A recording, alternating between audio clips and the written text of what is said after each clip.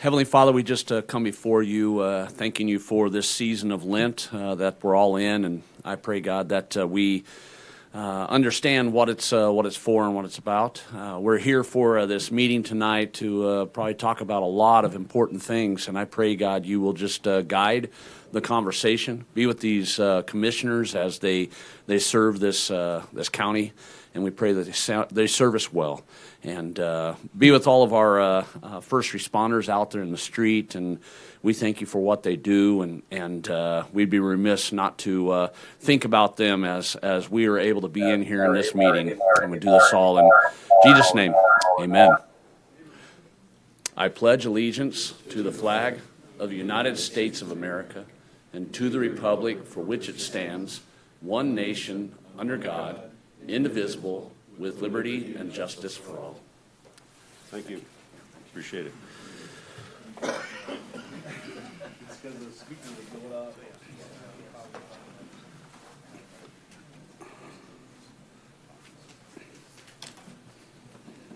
Turn off the phone.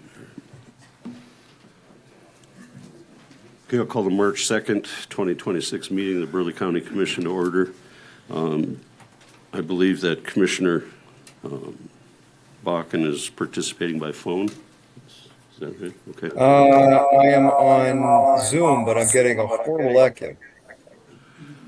Okay, we might have a problem here. I have called the meeting to order. First thing is roll call of members. Commissioner Schwab. Here. Commissioner Woodcox. Here. Commissioner Munson. Here. Commissioner Bakken. Chairman Bittner. Here. We know he's there. Yeah. Next is the approval of the agenda. Commissioners, I'm going to add something under the OHV discussion. Potential, I asked Mitch to put together a potential resolution regarding the OHV thing. So we would be talking about an ordinance or a resolution or both. That'll be under item 14. Anybody else want to change or add anything?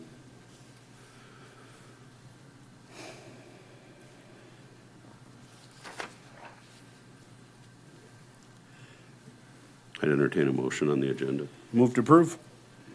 Second. Motion is second to approve the agenda. Any further discussion? Call the roll. Commissioner Woodcox. Yes. Commissioner Munson. Yes. Commissioner Bakken. Yes. Commissioner Schwab. Was that a yes or no? All of them were yeses. Yes. Chairman Bittner. Yes, motion carries. Next, consideration of the February 17th, 2026 meeting minutes and bills. I did the bills, they look okay to me, and I went through the minutes, and they looked okay. So I moved to approve. Second. No motion is second to approve the minutes and the bills. Any further discussion? Call the roll. Commissioner Munson. Yes. Commissioner Bakken. Yes. Commissioner Schwab. Yes, Commissioner Woodcox. Yes. Chairman Bittner. Chairman Bittner. Yes, motion carries. Next would be public comment. It's restricted to Burleigh County residents and landowners. It's for items that are from a previous meeting or this meeting's agenda. Does anybody wish to speak under public comment?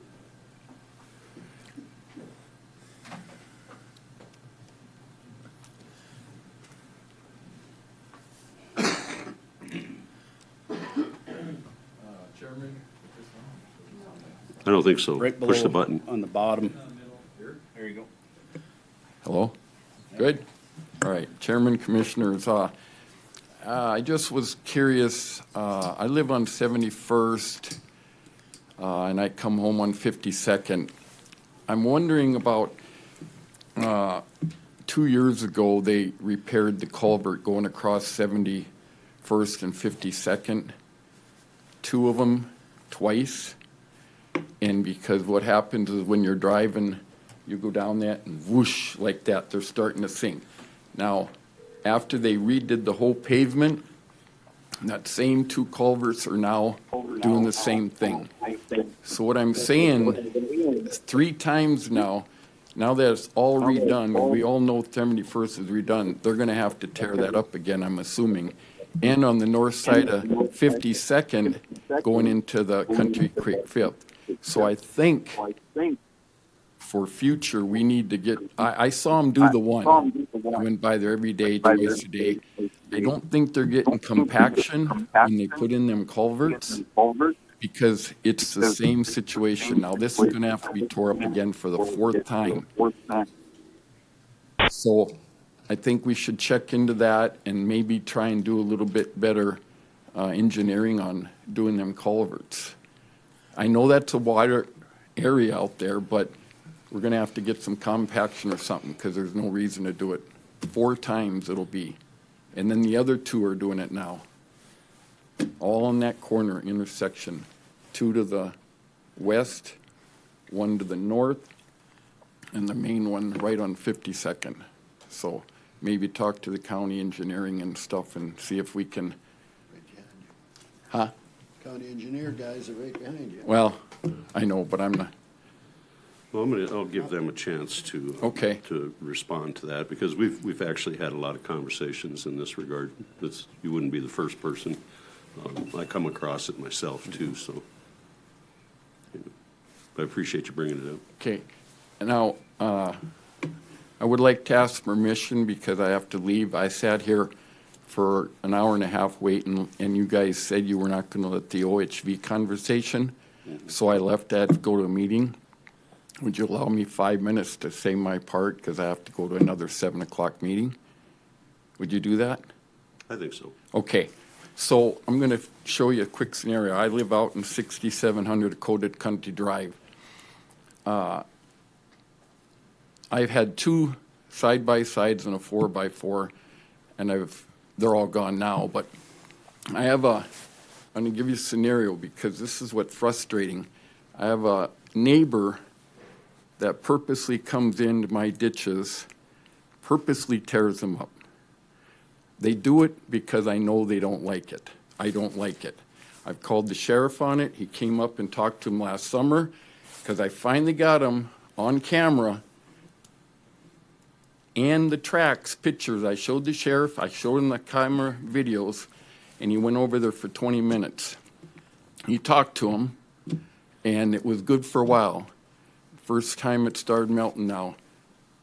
They're back on it with them big tracks going down my ditch and just, and I can't do a thing about it other than maybe call the sheriff again. So we need to get this situation. I'm not against side-by-sides or 4x4s or anything, but maliciously when they're doing it, and they're the hassle of the neighborhood. Their dogs run in my yard. They do their business. I mow that. My situation and my idea is to, when these people sell these side-by-sides, the buyer and the seller, there should be a fee on that tacked on. So if the county is going to, allow us to keep I keep my ditches clean. I think all that pricing and the collected things should come to the Burleigh County Sheriff to help pay the expenses. And then if the county has to come out and mow my ditch because the ruts are so thick, then they can take it out of that. That's just a thought.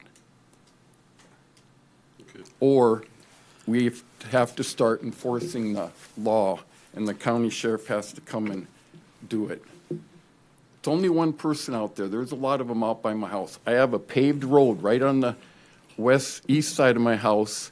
It's a dead-end paved road and a section line all the way east and west. Why are they going in my ditches and tearing it up? Just that person. I'd like to give the address, but I'm not going to do it. Give it to the sheriff. Give it to Well, the sheriff. All right, thanks. I So- appreciate that. Okay, this is a public comment period, and because I obviously allowed him to speak on an agenda item because he had a valid concern from last meeting. Anybody else wish to speak under public comment?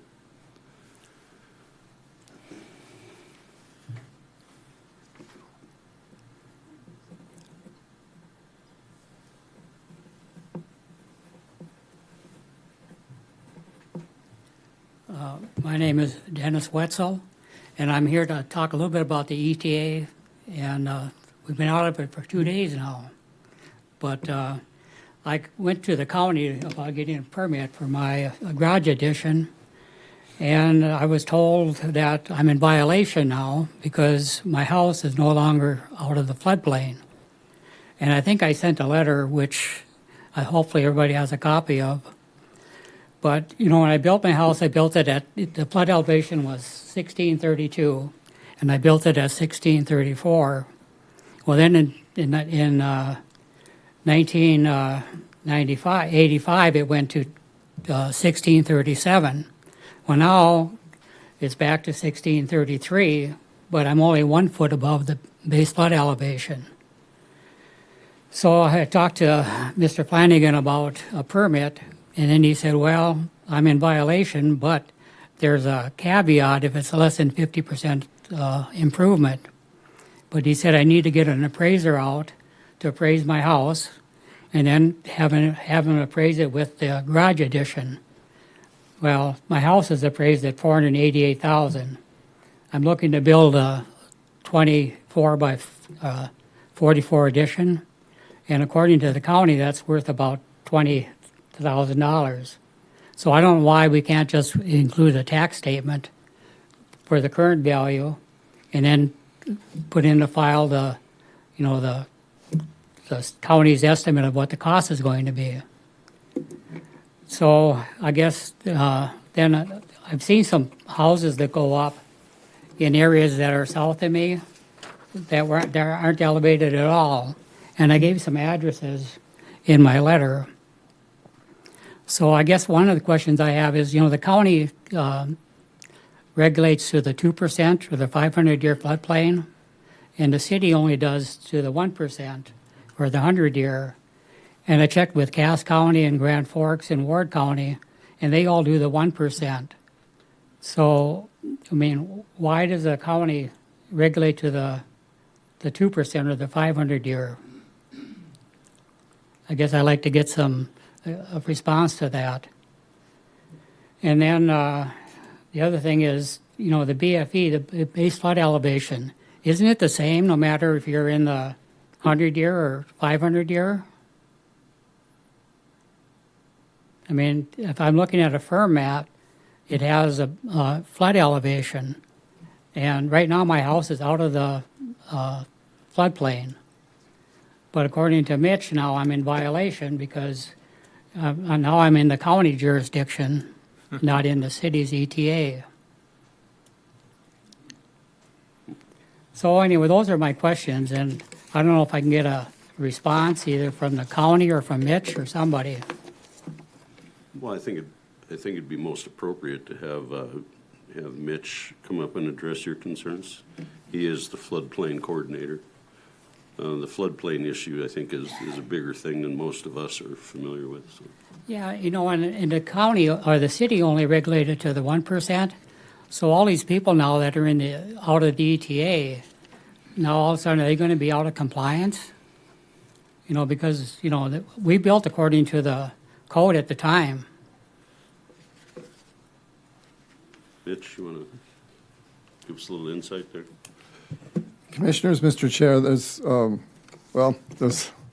lot of questions there. As far as the number of parcels in this 500-year, and in the ETA, there's 978 parcels that are in the 500-year. Burleigh County considers both the 100-year and the 500-year as special flood hazard areas, which means we regulate them. The BFE is the same for both zones. It's the elevation that changes of where you're building that affects where you're 2 feet above or 2 feet below, or how much freeboard you have, how much you don't. Mr. Wetzel built his property to the floodplain correct when he built it first. I never told him he was out of violation. I told him that if he built, he would create a violation in Burleigh County because we elevate 2 feet. Now he has the option of adding an addition to his house as long as it's not greater than 50% substantial improvement. And to get to that 50%, you have to get an appraisal. I did ask Al Vietmer to look at the property to see what kind of appraisal it would be, and it's right at $77 a square foot, which this addition is 82,000 square foot, or $82,000 for the project. So he would be less than 50%. The idea is that if he hasn't done any other improvements to the house since the flood elevation has changed, then the $82,000 would be part of that substantial improvement. He would be allowed to build. If he, the violation is that if he wanted to go past the 50%. And I haven't got an answer yet, but they asked for an appraisal, a professional appraisal. Now, Al Vittmer is pretty accurate on his appraisals, but does Burleigh County want to be providing appraisals to these private landowners? And Al would have to work it up and make the appraisal report. But that's what is at his issue. I could issue him a permit tomorrow if he had the right documents. But as far as regulating the 2% or the 500-year, both zones, the 500-year is considered less of an impact. It has probably a third of the chance of what a 1% or 2% of 100-year has. But it still makes our community more resilient if we effectively enforce both zones. I could give an example of up in Hogue Island, prior to the 2024 maps out, that area was zoned for the 500-year. We regulated the 500-year. We elevated many of those properties 2 feet above the BFE. Now that entire area is in the 100-year. So these maps change.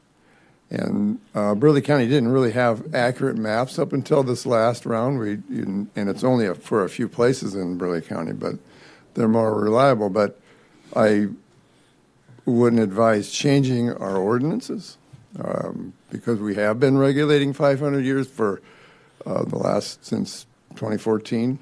I would not advise to change that. I believe Mr. Wenzel was at many of these meetings during the ETA discussions, and that was brought up. And I did state many times that, I believe I told him too as well, that the 2% is regulated by Burleigh County. The city of Bismarck does not regulate that 2%. So that's where we're at on this. I know that's a lot of questions, but basically he just has to get the substantial improvement under 50%, and he'd be fine. That doesn't sound like that's a difficult process, is it? It isn't. Yeah. Well, Would I have to hire an appraiser then, or do I? Yeah, I think that's accurate. I don't think that we would want to get into a situation where our staff is performing appraisals for individual citizens because they're out there appraising for taxes. But where does it say you have to have an appraisal in the code? It just says the value less than 50%. I mean, common sense. I mean, my house is $488,000. My garage is going to cost me $20,000. You know, and I guess it's a moot point because after I talked to Mitch, I went to the city and I got my permit. I went there on a Friday morning, and I had my permit Friday afternoon. So, I mean, the county throws up these roadblocks, and I went back to the city because before March 1st, I was in the ETA. So I guess at this point, it's but I want to see this ordinance enforced because I've seen property go up. It's not elevated at all, and I gave some addresses to Mitch because I like to find out why they were permitted and if they were permitted and why that was allowed. And what he'll probably tell you is that was happening under the city and it wasn't a county No, it was jurisdiction in the at the time. county. In the county? some of them were in the county. There are a couple are in the city. I don't have any records of them. They were built before I got here. So many of them that I looked at that he gave me the list of. And you can't tell how a house built or how a garage was built by driving by it and looking at it. I mean, there's many things that you could build below. You used to be able to build below back then, below the base foot elevation, as long as you vented it, as long as you had engineered venting on the outside of the building. So you could build 2-3 feet below back in the day, not anymore. But as far as the 500 year and the 200 or 100 year, my advice is not to change. It would create a very big question mark if we were to take out our ordinances for 500 years and after enforcing all these people before to raise above 2-foot elevation above, and all of a sudden we're going to take that out. I don't know how that would take place, but you can't, back to the drive-by looking at buildings, you can't tell by just looking at them what the elevation is, what it was built to, what year it was built, what regulations were in place, what was the BFE back then. Yeah. There's so many, and those properties that I looked at, I don't have any permit records on them. There were several that were in the city's jurisdiction. Okay, we'll have another conversation then at some point about those individual properties. You and I will Sure. take a look at them. So, Can I- thank you. Maybe just one last question. So, I know the county was looking at that community rating system.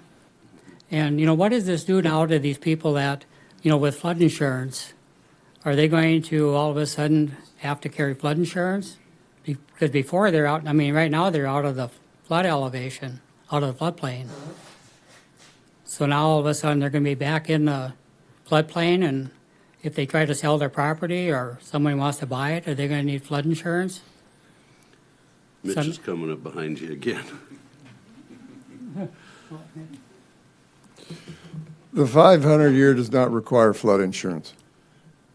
The 100 year does. But again, we're back to flood maps that not frequently, but they can change. They changed dramatically from the 2014 maps to the 2024 maps. Dramatically. In many areas, the floodway was completely removed. In some areas, it was raised, and so the people that were out of the floodplain were now in it again. So the idea is that river changes. The bathymetry of that river changes. The bottom of it raises, and in some areas it causes further flooding. Okay, so how does the community rating system effort apply? How does it? It does. Yeah, how? Okay, it has nothing to do with flood mapping. Okay, The community rating system is a program that the community joins to. It has more record keeping. It has much more data that we have to keep and maintain. We have CAV visits to make sure that we're doing everything right. And you get a certain degree of percentage from the monthly cost for homeowners on their insurance. right. That's what I was heading towards, because I think the CRS, the whole goal is to result in reduced insurance costs for the citizens. Yeah. Yes. Okay. Thank you. Does that answer your question? Yeah. Okay. Thanks. Okay, anybody else wish to speak under public comment?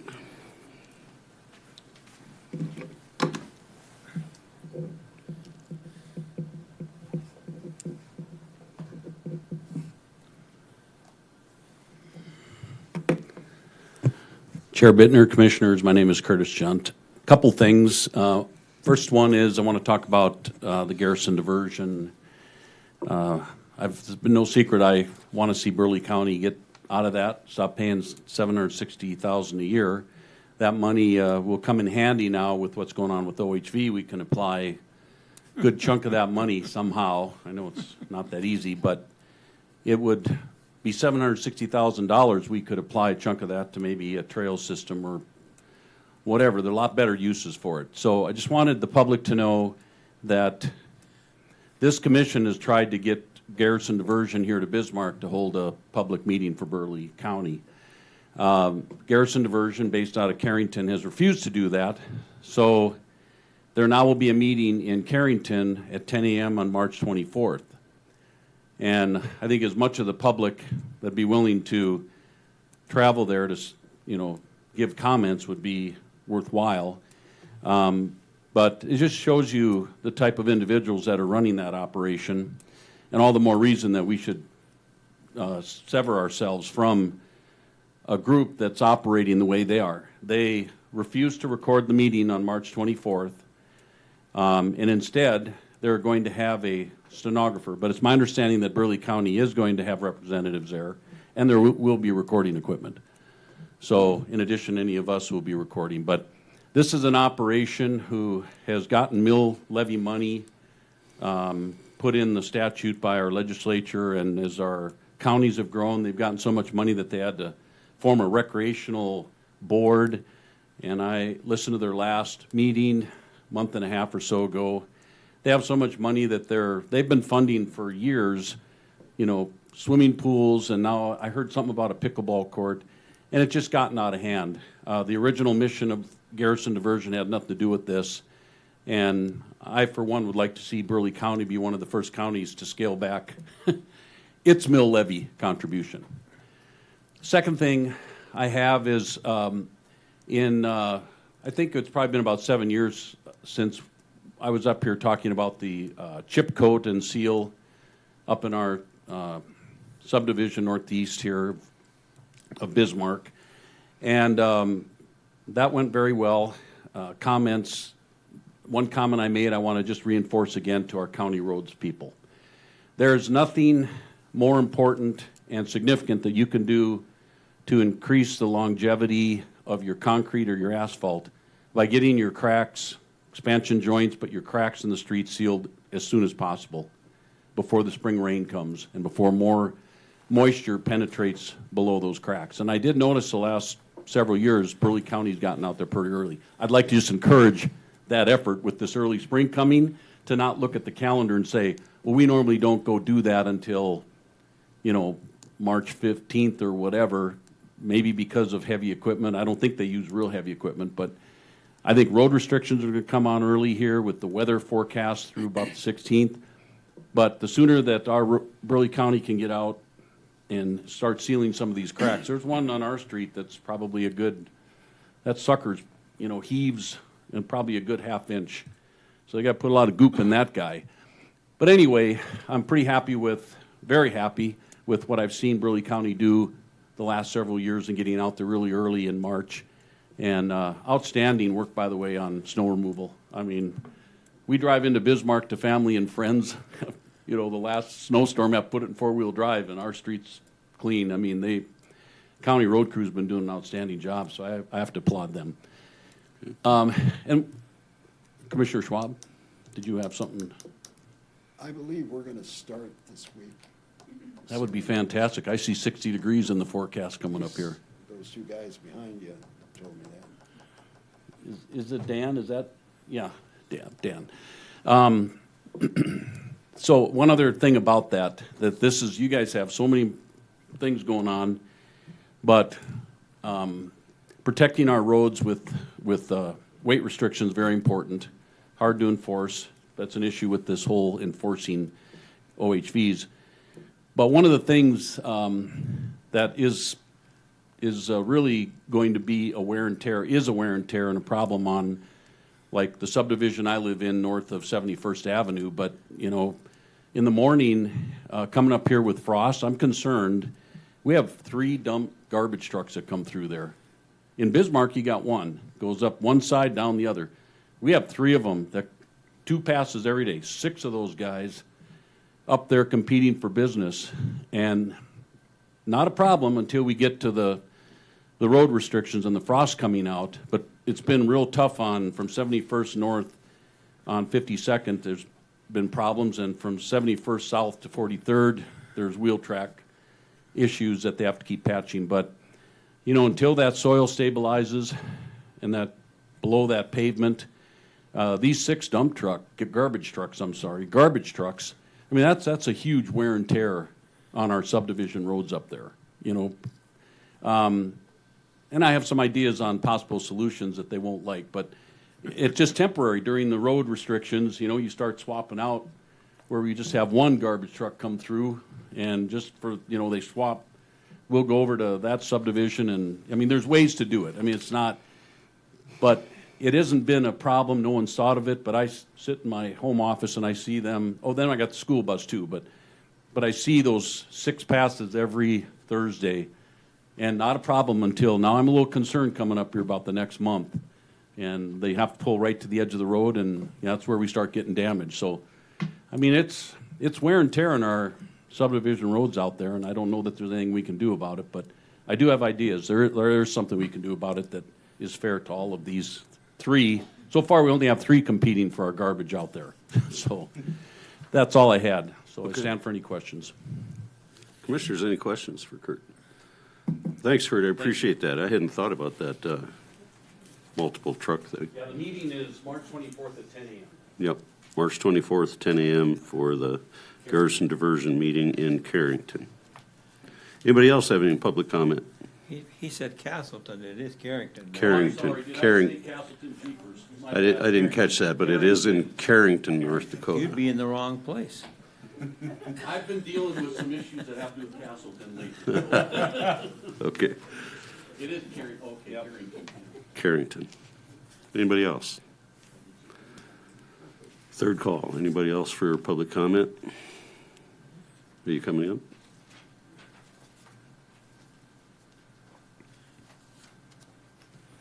Good evening.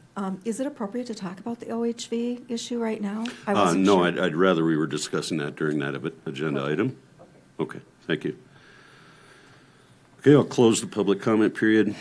Move on to the consent agenda. We got abatements, special event permits, second approach permits. Commissioners. Move to approve. Second. Motion and a second to approve the consent agenda. Any further discussion? Call the roll. Commissioner Bakken, Yes. Commissioner Schwab, Yes. Commissioner Woodcox. Yes. Commissioner Munson. Yes. Chairman Bittner. Yes, motion carries. 7, University of Mary bond issue, preliminary resolution. The only thing we're going to point out is that if you looked in your agenda packet, there would be a different dollar amount in what we have in front of us as the county commission versus what the public might have in the agenda packet. So introduce yourself, please, and go for it. Chairman Bittner, Commissioners, my name is Jerome Richter. I'm the Executive Vice President at the University of Mary. Happy to answer any questions that are had, and thank you, Chairman Bittner, to acknowledge to the public the change that we made. And so what was posted originally was a $50 million request, and we have moved it up to $60 million. But the rest of the resolution stays as is. Okay, as usual, my understanding with these things, based on all these things in the past, is that this is essentially a pass-through. This is not an obligation for the county. Your understanding is my understanding. Okay. Chair Bittner. Yes, Commissioner Bakken. Jerome, I got one question. As far as the project timelines, so I know there's duration of bonds. What are we looking at as far as the projects coming into fruition? Do you guys have a timeline on that yet? Thank you, Commissioner Bakken. Yes, we do. We are looking at the master landscaping athletic facilities being completed in the fall of 2027. Depending on how things fall together for us, we're looking at the fall of 27 or the fall of 28 for the residence hall, and then the welcome center most likely in the fall of 28, with everything hopefully wrapped up by the fall of 29. Thank you. You're welcome. Okay, any additional questions on this preliminary resolution? I think there's a need to schedule a public hearing. Mr. Chair, I would move that we set a public hearing here in the Tom Baker Room on April 6th at 5 p.m. Second. I have a motion and a second to schedule a public hearing. Any further discussion? Seeing none, call the roll. Commissioner Schwab, Yes. Commissioner Woodcox. Yes. Commissioner Munson. Yes. Commissioner Bakken. Yes. Chairman Bittner. Yes, motion carries. Thank you, Joe. Thank you, gentlemen. Northern Plains Heritage Foundation, 2026 4th of July celebration. Commissioner Woodcox is, Thank you, Chairman.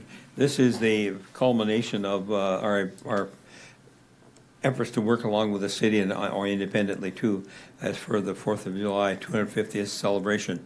And the first project, the mural, has fallen through because of the cost got way out of line, which we could not afford. And I did check with the Northern Plains Heritage Foundation, or their director, and the grant that we received of $35,000 was a matching grant, and we would have to start off. They will not transfer that automatically to the city of Bismarck, their project. So we have to start over again, or which will take some time, and I don't know whether to get it approved in time. But my intent is to. I would like to move that we take the $5,000 from last year's community foundation, community involvement fund, and which we had dedicated to this previous project, and the $5,000 from this year's community development fund, and add on 20,000, no, 30,000. I'm sorry, 30,000 from our general fund, which we had in the previous project we'd committed 35. This would be 30,000. So the total of the three fees would be $40,000. I move that we approve.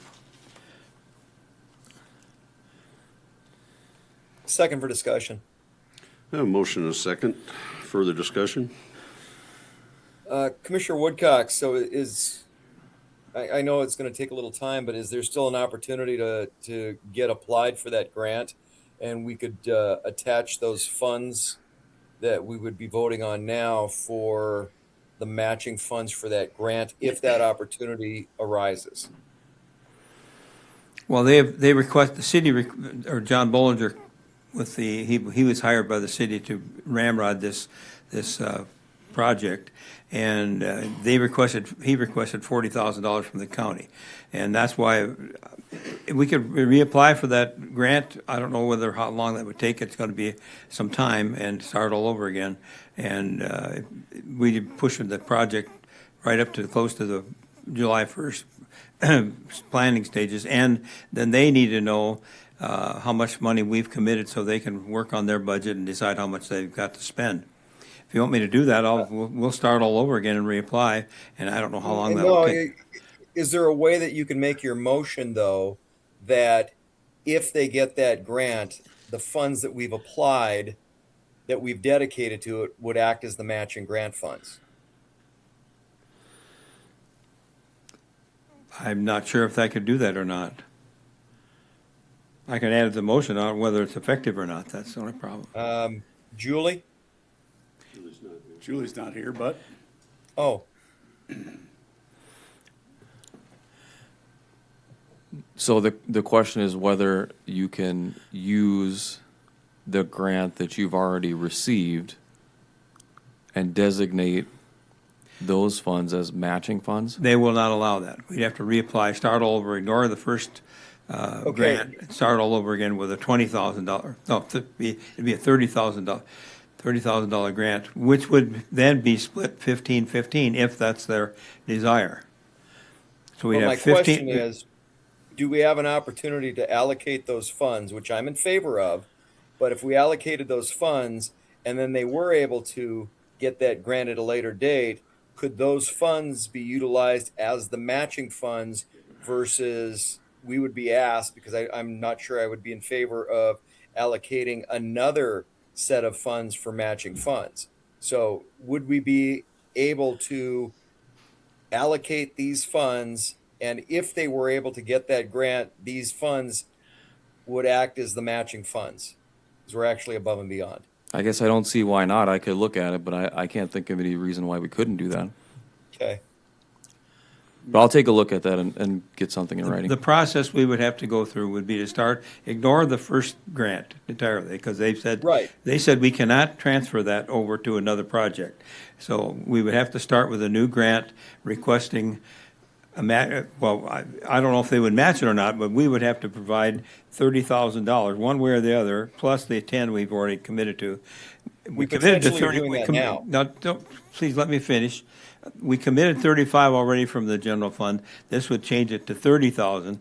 If we can get a grant, then I don't know whether they would grant part of the 30,000 or because that's up to them how much they're going to donate or how much they're going to provide to that grant. You understand what I mean? Yes, but we're not gonna, I'm guessing, because I probably would not be in favor of, if they do get that second grant, we've already allocated funds that would cover that, what would equate to that matching portion. I more than likely would not be in favor of adding to that total.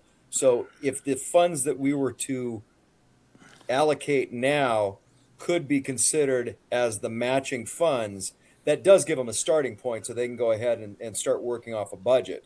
But if they have that other windfall that drops into their lap because of that grant, the matching funds are already there on our part. So essentially what you're saying is reduce what amount we're approving by what we could get as if there was a matching grant. So instead of 30 out of the general fund, if they were going to kick in 15, say, then it would reduce our commitment. Yep. Right? No, I'm would good say with the try it. numbers that Commissioner Woodcox has come up with, but if there's an opportunity for them to get more grant funding, then I wouldn't be in favor of allocating more funds beyond what we already are allocating tonight. That would just be extra money for the project. I would be in favor of that. Okay. Mr. Chair?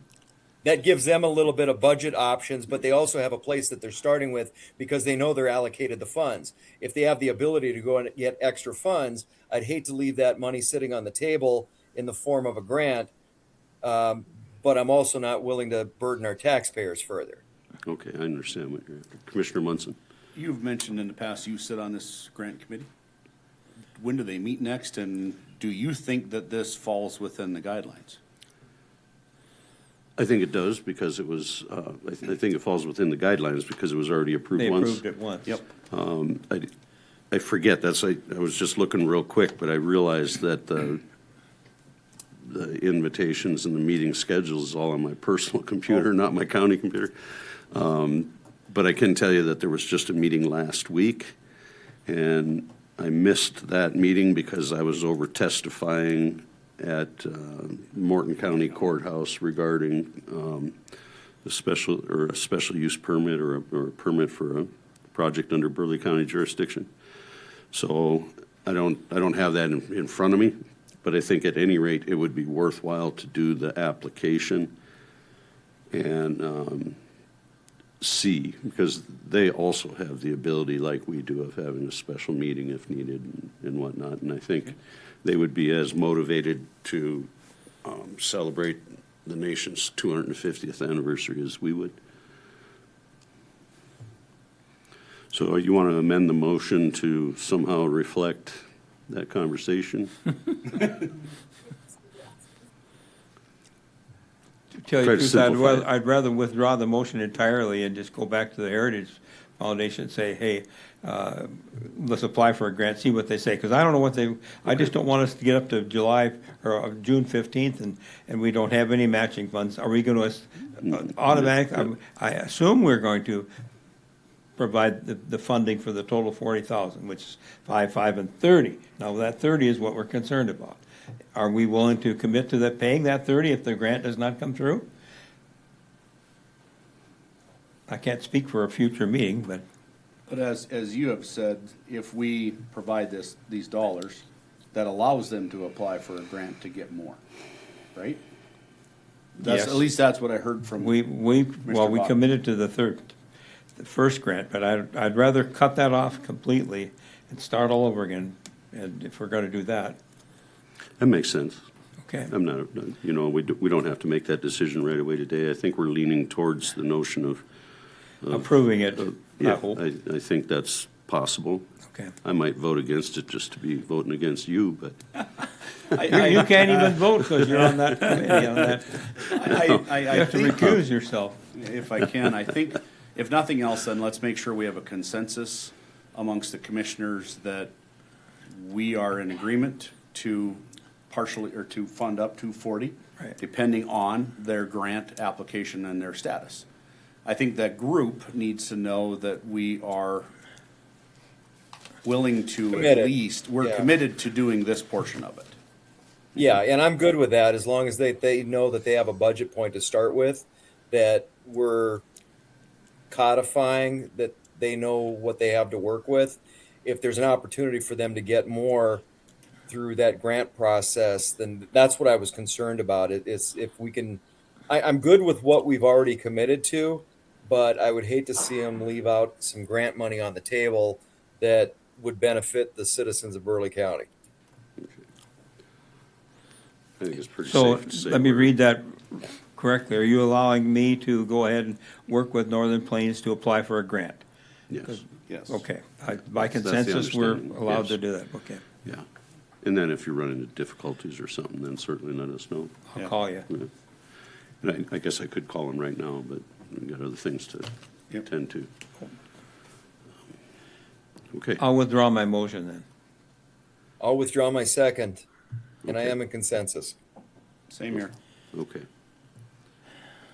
Well, we'll just keep that on the agenda for the next meeting, because we'll know by then whether there's a path on that, so. Number 9, Sheriff Lieben, salary variance request. Welcome, Kelly. Good evening, Mr. Chairman, Commissioners.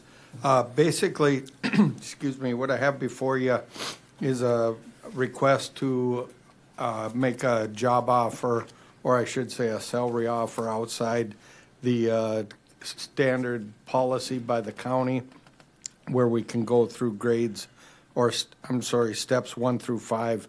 We're trying to hire a nurse. We ran a process. The good thing is, these are additional positions. We added one in the 2026 budget. The other was with the opioid settlement funds, and also the grant that we obtained through DOCR. We ran our process. We had 2 candidates that met the criteria. One was unemployable as they're obtaining their college degree for nursing, so we were unable to offer that position. The one we did get is a very experienced nurse, 24 years of experience, has experience in the emergency department, mental health, and corrections, which is very, very good education and experience for what we're looking for. The problem is with the 24 years experience, they're not interested in the position at a step 1 through 5. As you recall from several meetings back, we had another nursing candidate, basically almost a carbon copy of what we have here. We ultimately settled on a step 13, and that's what I'm asking for permission tonight, is to go outside Burleigh County policy to make this higher. Move to approve. Second. I have a motion and a second to approve the grade step request. Any further discussion? Call the roll. Commissioner Chair Woodcox. Bittner? Yeah, go ahead, Commissioner Buck. Kelly, what's the duration of those grants as far as funding that position before it reverts to us? Is that an ongoing grant that we keep applying for, or are we hiring a position? I don't have any doubts that the position is going to wind up being filled anyway, but I'm just kind of curious what the duration of the grant funding is as opposed to us funding that position.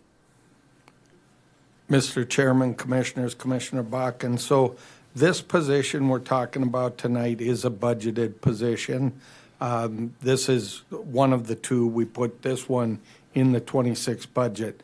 The other, the grant-funded position, and I would have to double-check, but it's the 2-year biennium of the state that the state has committed that money to. The other money is the opioid settlement money, which I would have to add up what that was. But we're talking several years we can fund this position once we get somebody hired. I do anticipate they will keep this going because I think we're going to produce good data. And I think the legislature is hungry for things that are successful, and I think this program will be. In the event that the funding ran out at some point, then through attrition, we would be looking at not filling that position. Or make the decision. I just wanted that clarification. Thank you, Kelly. Yes. Okay, we have a motion and a second. Any further discussion? Call the roll. Commissioner Woodcox. Yes. Commissioner Munson. Yes. Commissioner Bakken. Yes. Commissioner Schwab. Yes. Chairman Bittner. Yes, motion carries. Thank you. Thank you. Next, County Planning Director Flanagan, got Coomer Ranch final subdivision. Welcome back, Mitch. Commissioners, Mr. Chair, this is a single lot, 5-acre subdivision that they took it out of a 40-acre parcel. It is in Apple Creek Township. It's located at 8305 Pleasant View Road. They intend to keep it residential. The use would be residential. Stormwater management waiver was approved on the 16th of February. Paving waiver was approved on January 26th. And the Planning Commission recommended approval by an 8-0 vote. I stand for any questions. Commissioners, any questions from Mitch? Move to approve. Second. Okay, you got a motion and a second to approve. Any further discussion? Call the roll. Commissioner Munson. Yes. Commissioner Bakken. Yes. Commissioner Schwab. Yes. Commissioner Woodcox. Yes. Chairman Bittner. Yes, motion carries. Thank you, Thank Commissioners. you, Mitch. County Auditor Sponskowski, 2026 election poll worker recruitment update. Engineer Shriak's next, sir. Yep, Oh, number 11. again, I put the mark on the wrong number. Okay, County Engineer Shriak, welcome, Dan. Good evening, Mr. Chairman and Commissioners. The item we have on the agenda tonight would be declare a resolution of necessity for the Ponderosa Riverside Village Subdivision Special Assessment District, SAD number 78, and call for the public hearing. Just a little background on this. The residents of the Ponderosa Riverside Village Subdivision have presented Burleigh County with a petition for paving improvements. We have some attachments that are included. The county auditor and the county engineer, along with Commissioner Schwab, have reviewed the petition and have determined that the petition contains signatures of 28 landowners or 62.2% of the property owners involved. The County Special Assessment Screening Committee met on February 26, 2026, for the purpose of considering the petition and predicting the feasibility of the project, the solvency of the project, and to make a recommendation to the county board. After careful consideration, it was determined that the proposal should be moved forward to the Burleigh County Commission with a recommendation that the project be approved and the resolution of necessity be adopted, declaring a resolution of necessity and calling for that public hearing. I would like to point out, in the minutes of the screening committee, I had a typo. There was 17 nays or not asking under item C. It was just a typo. I had 18 in the minutes. It was actually 17 because there's only 45 total lots. So there is a proposed resolution. I would stand for any questions. Okay, Commissioners, any questions for Dan? I had a question. Years ago, we were talking about this same project, and I thought there was an issue with the width of the road and the trees. Has that been resolved? So that width of the road issue is still there. I went back to some of the documentation from what John Mill used to do when he did these older subdivisions. They always aimed for 18 feet to be the kind of the minimum standard as what they went back to for paving. This one is very, very close. Some of them are a little bit narrower, some of them are a little bit wider, but we are shooting for 18 feet on most of these roadways. But you're right, they don't meet the 24 feet that we shoot for on our standard for new roadways. So, as far as the trees go, we have one tree removal that we're going to have to do there, and then we're going to have to do some trimming back to just kind of get them so we can actually pave the roadway because of dump trucks and things like that. But right now, there's not a plan for a massive tree removal down there. Okay. Thank you. I would move to approve. Second. We have a motion and a second to approve The public hearing. the public hearing, yes. Approve the resolution of necessity and call for a public hearing. Right. Any further discussion? Call the roll. Commissioner Bakken. Yes. Commissioner Schwab. Yes. Commissioner Woodcox. Yes. Commissioner Munson. Yes. Chairman Bittner. Yes, motion carries. Was there something in here for a date for that public hearing? April 6th, it'll be at the first meeting in April.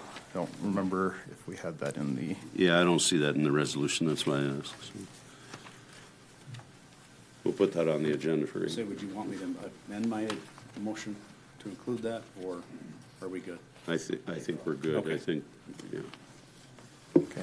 And did you want me to just give an update on the crack ceiling or anything like that? Well, yeah, that would be good. Okay, so we have been crack sealing for several weeks already. This year is I our saw that. county road system. We kind of have a every other year scenario for our county roads and then the township roads, just because of staff and time it takes to do these. So we have started on the county roads. We've been going for probably about 4 weeks now, as weather has allowed. We have I don't know how many miles it's been to this point, but hoping to finish crack sealing of the county road system sometime end of March, beginning of April. So we are hopefully going to get that as weather allows. So Sure. Do you have any thoughts about that comment about the multiple garbage trucks? That kind of surprised me. yeah, as Mr. Junt had pointed out, the garbage trucks seem to be our biggest offenders when it comes to subdivision Yeah. roadway damage. I've talked to several township officers, whether that be Hay Creek, Gibbs, Apple Creek. It seems like those garbage trucks tend to hug the shoulder of the road because they don't want to go to the middle and then come back over and kind of make that swerve. And we see majority of our damage on the weakest portion of the road, which ends up being the outer edges, of course. So Okay, let's talk about that some more. yeah, One of these we can days. certainly do that. Okay, thank you, Dan. Yep. Okay, now, number 12, Splonskowski, Auditor Splonskowski with the election poll worker recruitment update. Yes, Chairman and Commissioners, I just want to give a quick update. Commissioner Woodcox actually suggested that we do this, so kind of this is a little bit of an advertising opportunity to be able to recruit any election workers out there or people who might be interested. But at this time, we are well on our way to recruiting all of our election workers. We currently have 146 already recruited. We typically try to recruit, well, we need 230 for election day, but then we like to have 30 to 50 individuals for backup, because oftentimes there's something happens, somebody calls in, they can't make it for whatever reason. So we typically try to recruit anywhere from 260 to 280 total election workers. So far, we have emailed most all of the individuals who have worked past elections. A lot of those have already signed back up. Some of those have also helped us recruit new poll workers. They're our greatest asset is our former poll workers. They recruit a lot of different individuals to help as well. So that's always helpful. And then our plan is in the upcoming weeks for anybody who either doesn't have an email address or hasn't responded to our emails, we're going to actually give them an individual phone call. From this time versus the last time in 2024, we're substantially ahead of schedule compared to where we were then, so we're setting up pretty good, but I just wanted to give you guys an update on that. Okay, thank you. I guess the long and short of it is we can certainly use some additional volunteers for poll workers. You do get paid. That's an important thing. I don't think there's any free pizza in here, but it's a good experience. Yeah, Just a sorry. beer, no pizza. Mr. Chairman. Oh, okay, Commissioner Woodcock. I'd like to ask our auditor, what's the time commitment? Because everybody says, well, is this a 2-week education period and all that, or what? For a new person, what's the time commitment? So the time commitment is everybody has to attend at least one training, which typically takes approximately 2 hours. And then on election day, we ask that they show up at 6 a.m. So the polls open at 7 a.m., but we request that they show up at 6 a.m. and then they stay there until polls are closed. So oftentimes it ends up being anywhere from a 13 to 15-hour day because you cannot leave the premises while polls are open. Obviously, you can go ahead and take breaks. We have break rooms at most of our locations, all that kind of stuff, but you're not allowed to leave the location itself. So really, it's election day and then one training. And nothing after the election day? Not typically, no. Okay. Thank you. Do we have a link or anything on our website that kind of helps to expedite that process? Yes, we do. Okay, kind of thought we would. Okay, next, I guess is me. Review a draft amended public comment policy. This kind of came up after the last meeting. And the part of the thing really is, it relates, if you go to page 49, it'd be basically kind of crossing out one line and adding one line that makes it more consistent with the actual state law, 44-04-20.1, public comment, regular meetings of a public entity. Basically, that's the nuts and bolts of it. It's just limited to the change to make it more consistent with state law. Move to approve. Second. Motion and a second to approve the draft. Discussion? Any further discussion? Commissioner Woodcock. There was a line, it's lined out, 5, 6 dots down. Presenter must sign in with name and address on form. Can we not do that anymore? Well, it's in the one up ahead of it. Look up 3. Yeah, the third dot, it says the same thing as the Third fourth. dot. Yeah, the 4th dot down says the same thing, only Okay, different. we got you. Never mind. Yeah. So we're kind of cleaning that up a little bit at the same time. Any other discussion? Call the roll. Commissioner Schwab. Yes. Commissioner Woodcox. Yes. Commissioner Munson. Yes. Commissioner Bakken. Yes. Chairman Bittner. Yes, motion carries. Next is update on the county administrator position. I think Pam is handing this one off to me because for various reasons, we did have applications. That application period closed. Staff has determined that we have 5 qualified applicants for the position, and 3 of them are internal candidates and 2 of them are external. And because they're internal candidates and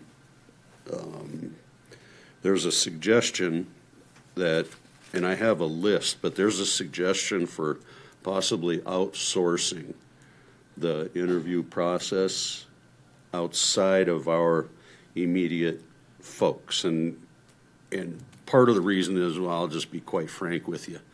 I know every one of the applicants, and I would like for it to be a little more removed from familiarity, kind of like, I want to be fair to everybody. And so I have a list of some, I think you. We got it in an email. We got it today. Okay, you got it in Yep. email, and so you can look at that. And one of the thoughts I had was, obviously outsource it somehow. A thought I had was maybe involve somebody from, like, say, Cass County or one of the other counties that's already got a county administrator and maybe knows how it works and how it works for them and whatnot. Those were just the thoughts I had. And I'm open to suggestions on that. The person at the bottom of the list is Jenny from North Dakota Association of Counties. She sat in on one of the most recent interviews for the Building and Grounds Director, and I thought she was a real good a good person to have on that committee as well. So I thought I'd bounce this off you commissioners to see what you thought. What are your thoughts?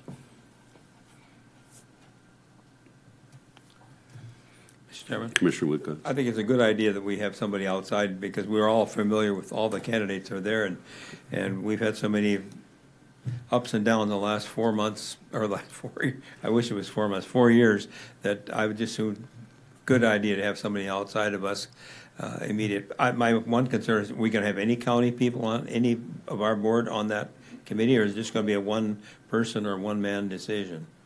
I don't have a position on that. I think that should be something that we discuss here at this board. Typically, we would have an interview committee that would score the applicants. Right. And then after that, the actual decision on who to hire then comes before this board and whatnot. So I'm not real sure. This is a kind of a difficult row to hoe here because of the closeness of the applicants to us. I'm open to suggestions. Really, Would we want to have a non-voting member of the commission as part of that panel?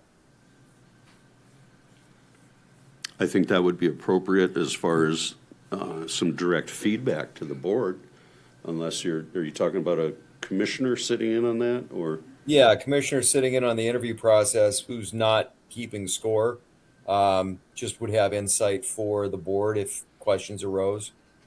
I think that would be appropriate.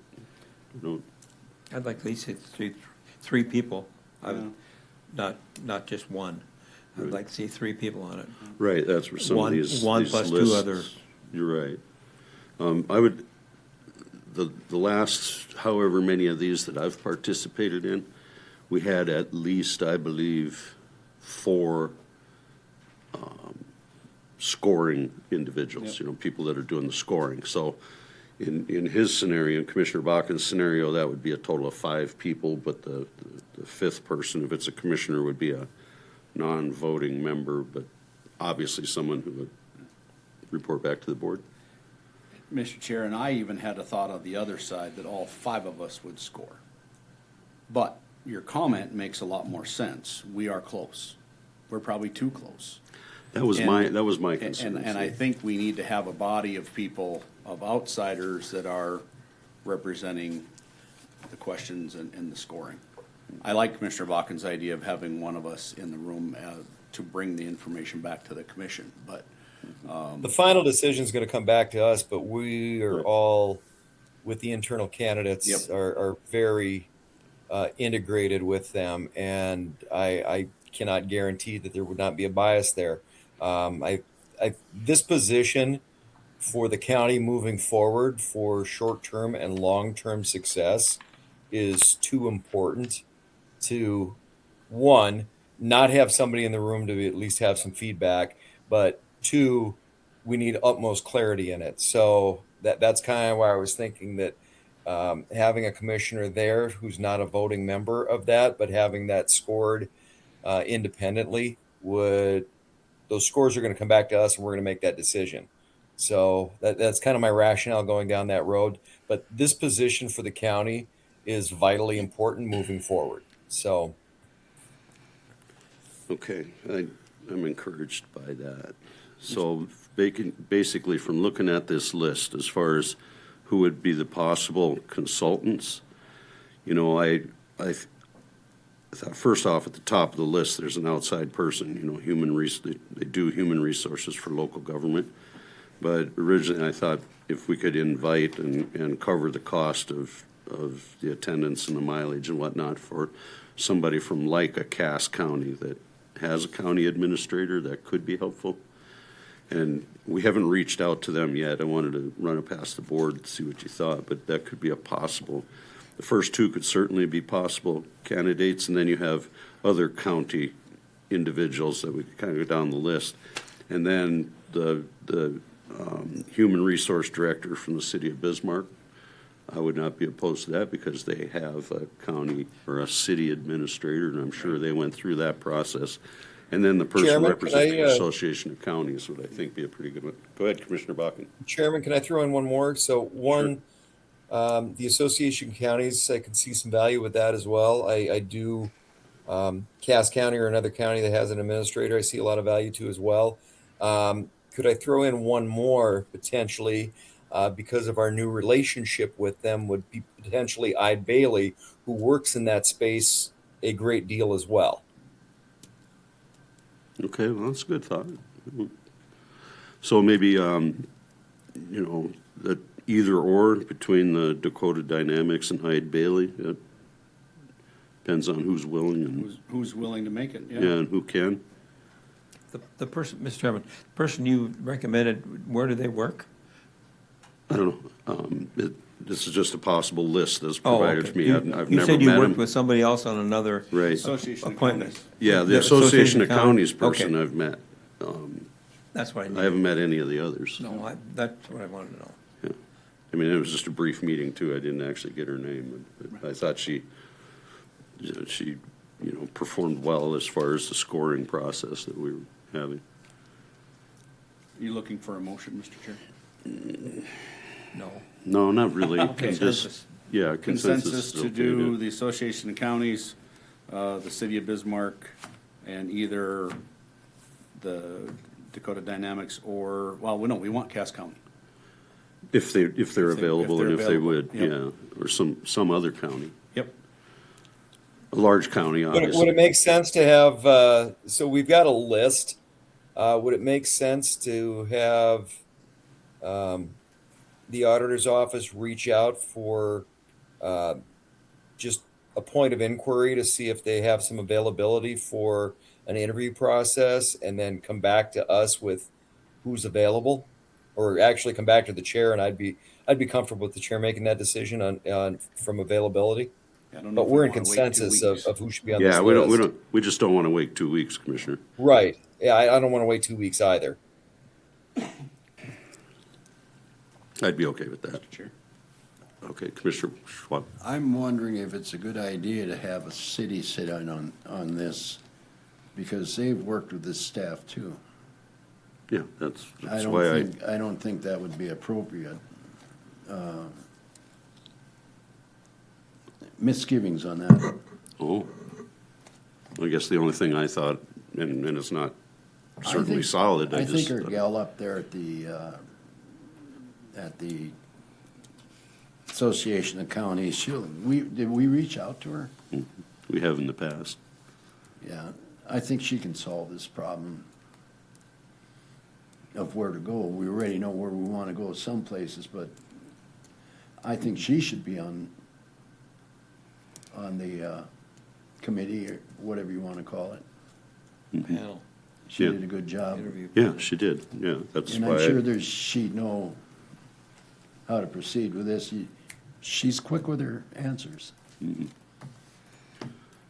So Commissioner Schwab raised a concern regarding the City of Bismarck Human Resources Director. Commissioners, what do you, Probably right. could be? They may be working in the future together, so we just, yeah, Yeah. I would leave that one off the list for now. Okay. So now we're looking at Cass County, Association of Counties, and either Ide Bailey or the other one. Or, yep, Dakota Yeah. Dynamics, yep. Yeah. And I would be fine with that, whoever's available. I'm not familiar with the one, but I know Ide Bailey does work a lot in HR space already. So Okay, I think it's just who's available. pretty much, yeah, because I think we want to get moving on it. Yes. Okay, so the notion is to ask that the auditor's office reach out to these folks, see who's available, and we'll move forward that way.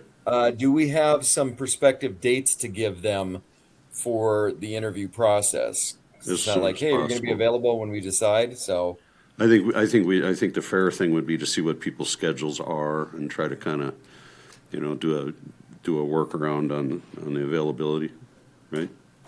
Yep. I would agree. Okay. I think we can work that out moving forward. Yeah, if you could just send me that list, we can get right on that. Should I fold it into a paper airplane? Or I can walk over after the meeting. we'll do it later. Okay. I don't think there's any further action required on that one. Okay.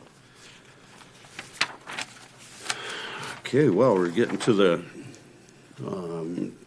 item number 14, Commission continued items for OHV ordinance discussion. And if you recall, I added a thing for discussion regarding a resolution, and just, I understand nobody in the audience has seen this.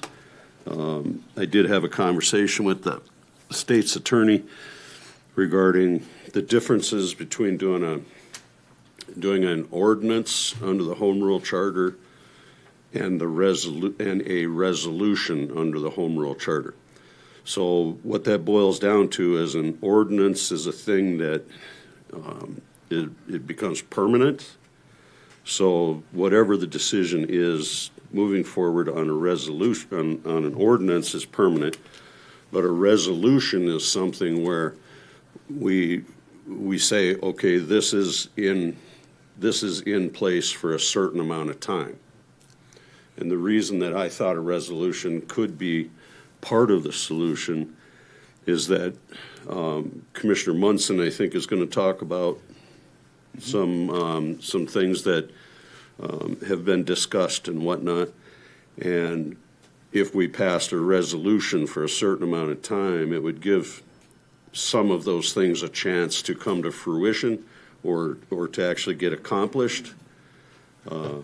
There is a concern that some of it will be about fixing damage in the ditches, and some will be about trying to create other trails someplace and things like that, and all that, him cover it. But I think a resolution is a possible thing to consider, and that's why I wanted to add it to the agenda. And so, just so that the public understands the difference is an ordinance is permanent, a resolution is for a certain amount of time. So with that, Commissioner Munson, I think you wanted to speak on that. Thank you.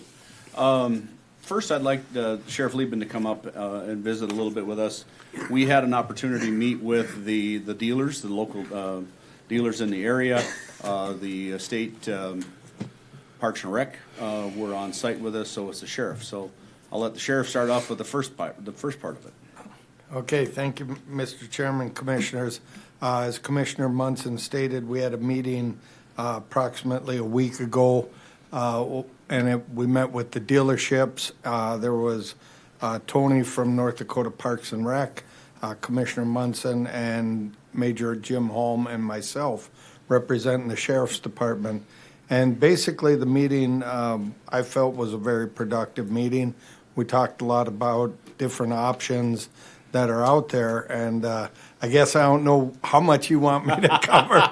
It's kind of a couple-hour meeting, but so some of the options, and again, as I've stated to many of you, in law enforcement, we don't create the policy, we carry it out to the best of our ability, and our job is to advise what we can and what we can't do, or what our capabilities are. And so on one hand of the equation, obviously, the more restrictive the ordinance or resolution, the easier the enforcement. But on the other hand, obviously, somewhere in the middle is where, the balance is going to be, I would imagine. And so in one of the things we had talked about in there, and, looking at, I think this winter is atypical. Typically this time of year, we would still have the ditches full of snow, so people wouldn't be riding ATVs. This winter, we've had very warm weather, which has caused a lot of problems. So I think, one of the things we had talked about is does this commission consider like a ban for certain times a year on wheeled vehicles in the right-of-way? I know in South Dakota, that was a point of discussion, that in South Dakota, in their trail system, that basically they look at that option to help them maintain their trails. That would help us, obviously, from an enforcement side. And like right now, I think we all agree with this warm weather, that's when a lot of the big problems are happening.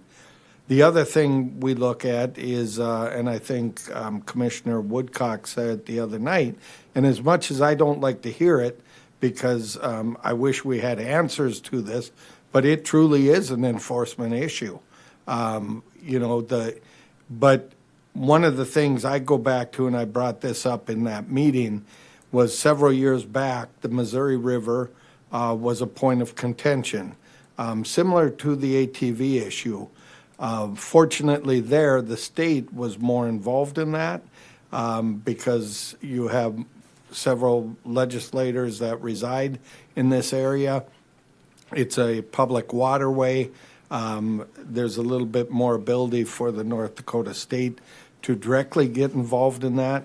But ultimately, I would say, for lack of a better term, peace has come to the river through the extra enforcement.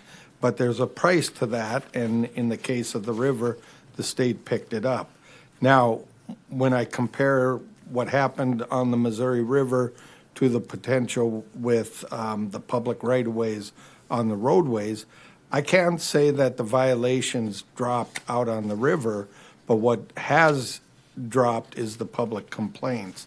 And so there's still going to be violators. I think at the end of the day, we're never going to eliminate all violations of the law. If that was the case, we could look at every other law out there, drunk drivers, speeders, whatever it is, and say that should have been eliminated also. I think what we all agree is that there has to be balance for both the landowners and for the recreationalists, and where that is, and that's up to this board to decide. From our standpoint, typically when we look at enforcement activity, there's two ways we would look at this, depending what the commission would direct us to do. If we looked at staffing, ultimately, I would have to put in for at least one deputy if we were going to address this with staffing. And the reason I say one deputy is because we already have a school resource officer who's committed to the schools during the school year. The majority of these problems happen in the summer. They happen year-round, but the majority is in the summer. So I would need, in our agency, one additional staff if we were looking at a full-time enforcement. If we were looking at overtime opportunities, which I think we would have no problem filling, typically what we would look at is a two-deputy operation, and basically what I think would work the best is a minimum of 4 hours. If we go with too few of hours, our deputies aren't going to want that overtime opportunity. Basically disrupt their day off for 2 hours of overtime. It just wouldn't be productive for them. So what it would cost, just to give you a comparison, if we were looking at adding a staff member with salary and benefits, that's about $100,000 a year per staff member that we hire. If we're looking at overtime, we'd be looking at, for two deputies to run a 4-hour operation per day, you'd be looking at about $500 that I would have to ask for in overtime funding.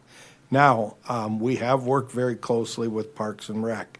And like I said, when and I've said to some of you, at the last meeting when this came up, not the last one, the one before, I was kind of caught off guard because we've worked very closely with North Dakota Parks and Rec and have what we've called courtesy patrols out there, where we've had our deputies driving both marked and unmarked OHVs. And we've had a couple situations we had to work through, and rightfully so, where a landowner was concerned, and we fixed how our deputies were doing the operation. But overall, I felt that we had made great strides because, in my opinion, the complaints had dropped drastically out in the county. So that meeting did kind of catch me off guard that it was still to this level.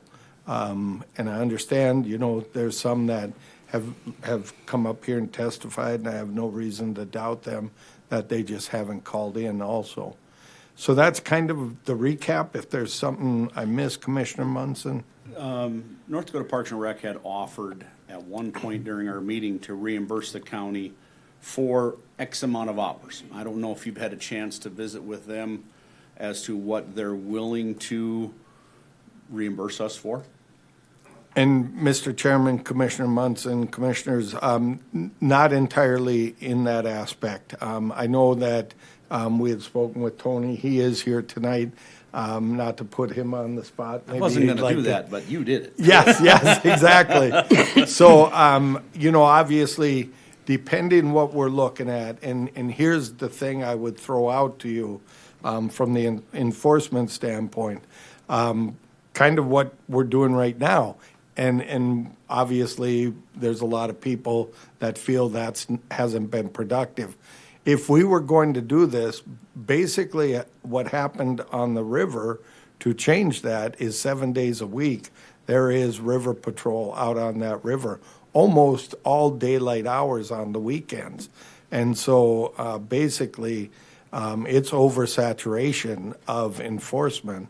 And I think, at least in the beginning, I would recommend we are going to have to do more than 1 or 2 shifts a week. And I don't know what, Tony will be able to identify, what they're willing to reimburse Burleigh County for.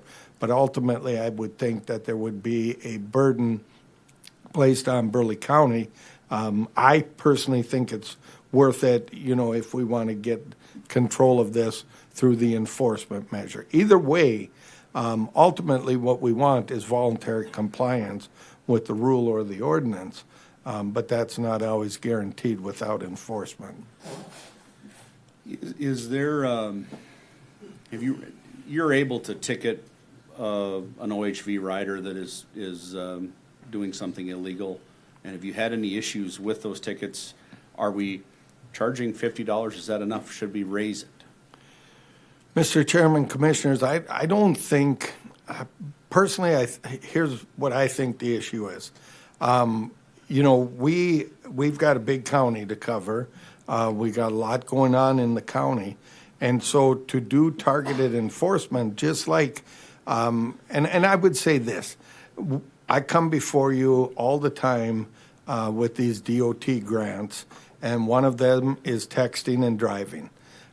We spend so much money each year enforcing the texting laws. And any of us can drive up to a stoplight in Bismarck, North Dakota, and look at the car next to us, and chances are they're texting. Yeah. So one, I think the fine is important, but more so I think the likelihood of getting caught is what matters. Because what if the fine's $50 and there's no chance or very little chance of getting caught? I think the deterrent factor is very minimal.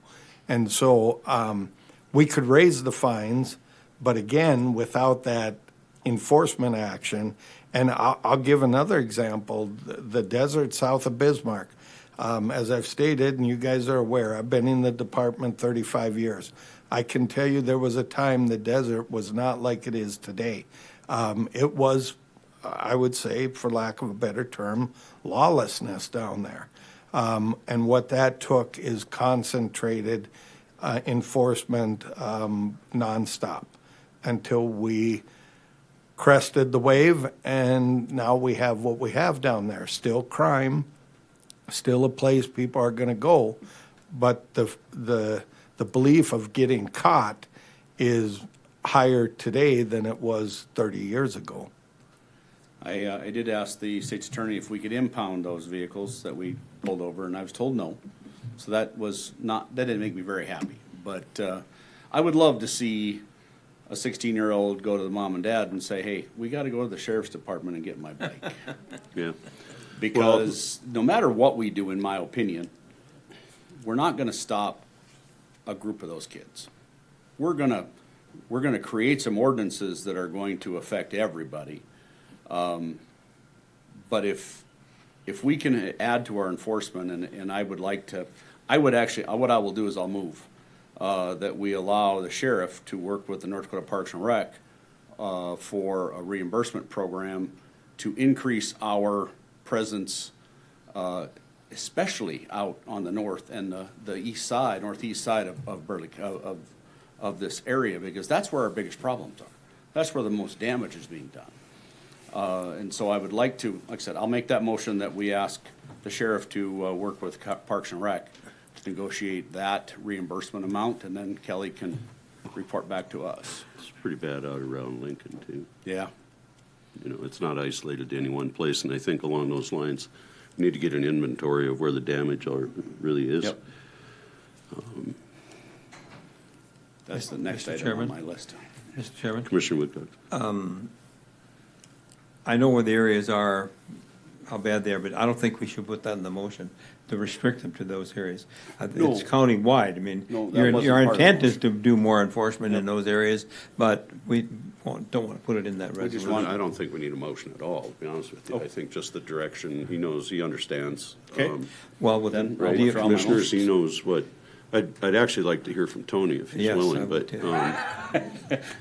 just because we put him on he put him on the Since spot. Kelly put him on the spot, Tony can come up. Yeah. Quit saying that. Real I'm quick. the one asking him for money. Hang on, Commissioner Schwab. I kind of noticed out there when I'm driving the roads, it doesn't seem like the State Highway Department has near the problem that we have. They got a lot of roads in there. If you're gonna go after the state for advice, they may be another source. Division. They look like they got pretty good ditches. Oh, yeah. All right. Okay, in regards to that fine discussion, I remember when we did the first ordinance, that the reason for the fine was just because that was more consistent with other similar infractions or what have you. But actually, I had somebody tell me that we need to increase those penalties. He says, because simply I'm going to go out there, it's only $50 and I don't care. I thought, wow, okay. I've had the same Chairman. comment. Okay, Commissioner. I think we should look into that confiscation of the unit. If we could get that in there, and we did it a few times, I think that would spread the word. I would agree that we should be doing those sort of things, Commissioners. If we could. In order to get this to that process of the ordinance and then developing and making changes and whatnot, there's a specific path in the Home Rule Charter. And that means reading the title of the ordinance and the title of the resolution, and then scheduling a public hearing. And based on the public hearing and public input, we would certainly make changes and additions that would be consistent with the goal of a public hearing. And so, the ordinance, the title of the ordinance is ordinance number 26-01, and that's an ordinance to amend and reenact ordinance 23-1, amended ordinance of Burleigh County, North Dakota, relating to operation of all-terrain or off-highway vehicles in a public right-of-way. And the other is resolution 00-2026-0. It's a resolution of the Board of County Commissioners, County of Burleigh, North Dakota, moratorium on the use and operation of OHVs. Okay, so that accomplishes the criteria in the law. And so the next thing would be to schedule a public hearing, and I certainly am willing to listen to what the citizens have to say about this. At this point, because they're here, and if they wanted to put input, since I don't think any other action is required on the ordinance and resolution to move to a public hearing. Should we hear from Tony Yeah, I first? do. I was going Yep, to, okay. I was just clearing up that I don't think there's any other action needed to take. Tony, welcome. How's your dad? Doing good. All right. Tell him I said hello, would you? I will. All right.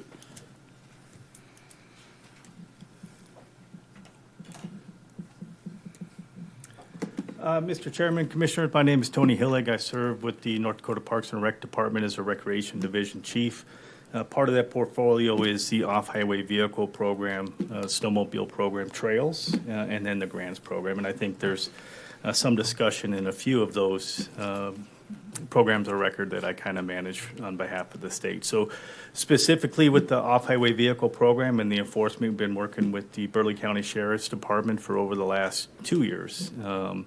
And so there is funding available through North Dakota Century Code, gives me the authorization to use some of those trail tax dollars for enforcement purposes. So willing to sit down with the sheriff and kind of work out what some of those costs may be and where we can definitely assist and continue that program, as well as continue the use of some of our equipment that we have that's pretty easily accessed from the north side of Bismarck that the Sheriff's Department has. And we train their deputies through national certified safety courses as well, so they have that safety certification. One of the other things that we do is we do teach the youth OHV safety course for the state of North Dakota. We typically have about 5 or 6 of those here in the Bismarck area.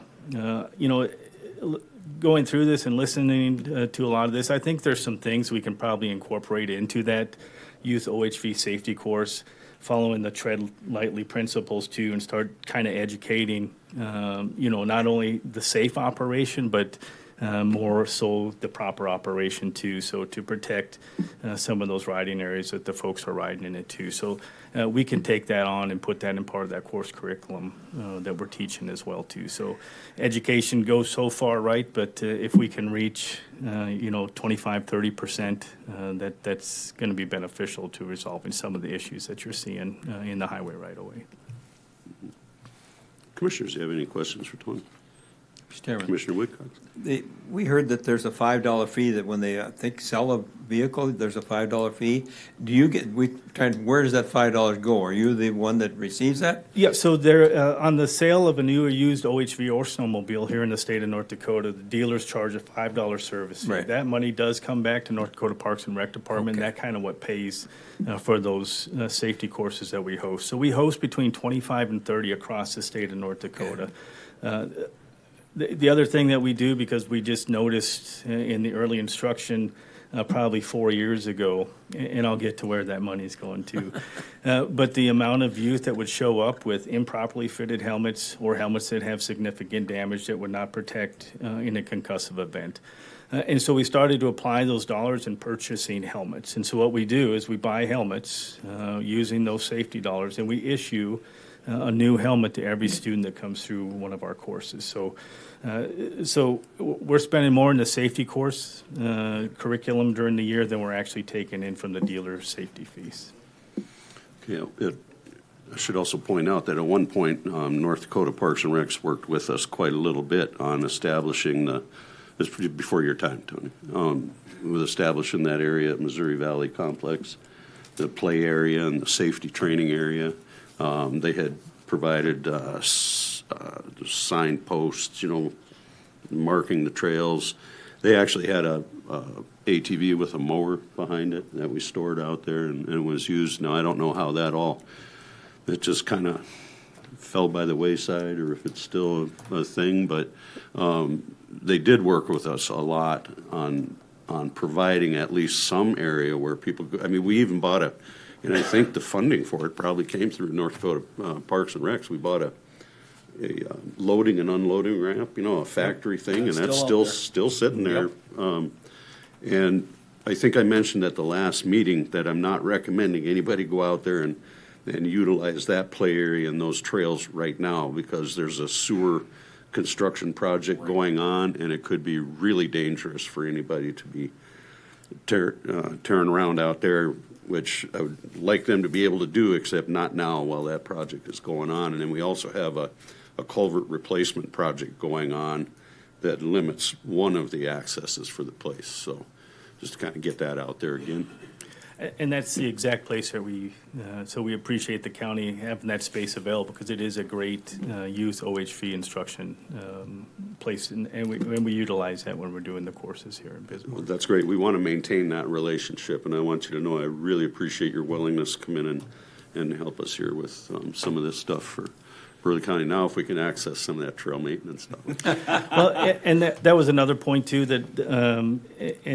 and so we do have some great relationships with Snowmobile North Dakota, and they do have influence over some of the clubs. So I think there's room for us to kind of work and get some volunteers with the Snowmobile North Dakota and the group that actually goes out and signs those and see what we can do to maybe go out and do a little maintenance on particularly where we're laying in those snowmobile trails. I'm fully aware when we sign it that's kind of given a path for OHVs to use too. And so I think there's some responsibility with myself and the snowmobile clubs to see if we can help address some of those ruts inside of the ditches. Well, I haven't actually seen a snowmobile creating the ruts.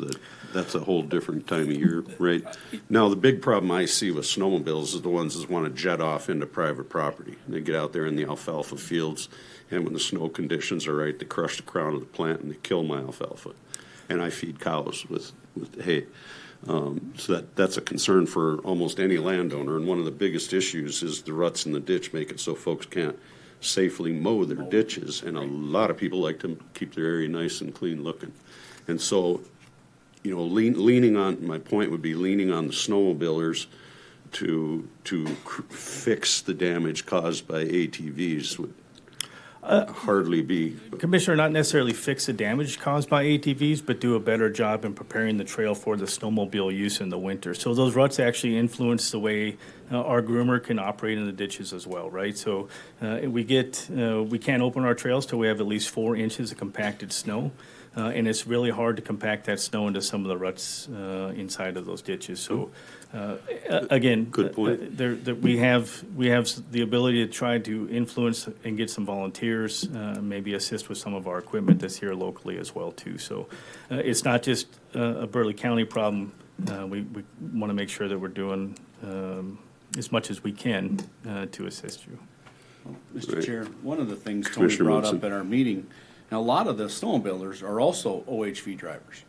So they are dual seasons. They're not just going to ride snowmobiles. So a lot of those same folks, and so as I told the chair earlier, I mean, I've talked to 2 different groups about volunteering time and efforts to do some repairs in the ditches. I've received, I won't use the right word, but heck yes, they'll help. And so for the residents out there that are listening, please email me addresses of where you believe the trails need to be fixed, the ruts need to be taken care of.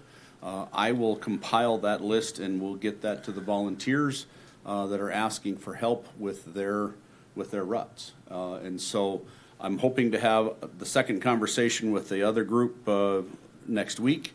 And if I could get 2 different groups out there that are willing to volunteer their time to help fix our ditches, that would be awesome.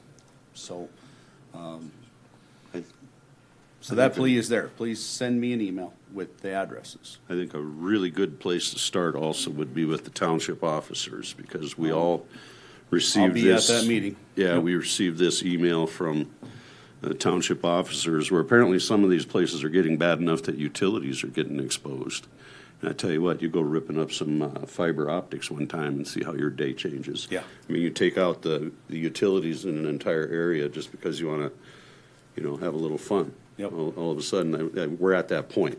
Well, and that area makes me nervous. I need to make sure I know where that is so that as we're directing volunteers to go in, we're cautious of that concern. Great. Okay, well, I thank you. Thank you, I Tony. appreciate you Chairman? having the willingness to work along with us. Chairman? Commissioner Bakken, go ahead. Yeah, I got one other question for Tony. So snowmobiles aside, that usually frozen ground. We're dealing with warm weather now. One of the things that's been bandied around was road closures of the ditches and the right of ways. How does the state, or how do you manage trail closures through the summer in cases of rain events? We get a 3-inch rainfall. Some of these facilities are not going to hold up. Do you have a mechanism in place by which you close these trails? What does that look like on the state side?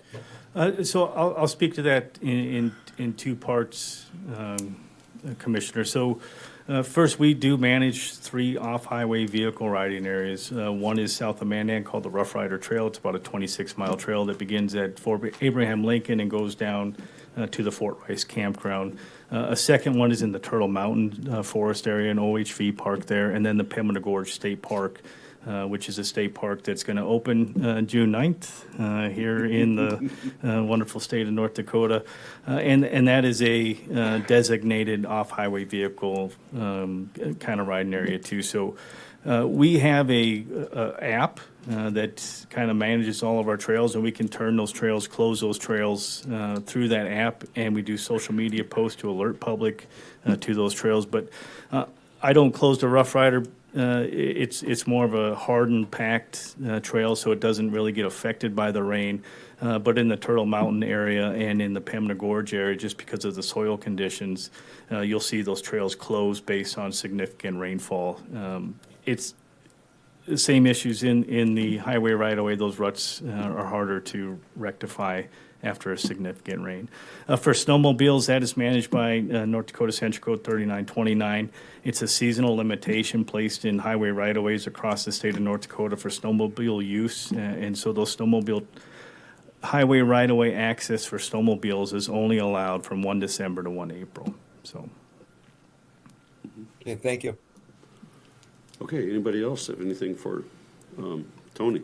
Tony, I'd like to chat with you a little bit after the meeting, if you wouldn't mind sticking around. Sure, Mr. Chairman. Okay, thank you.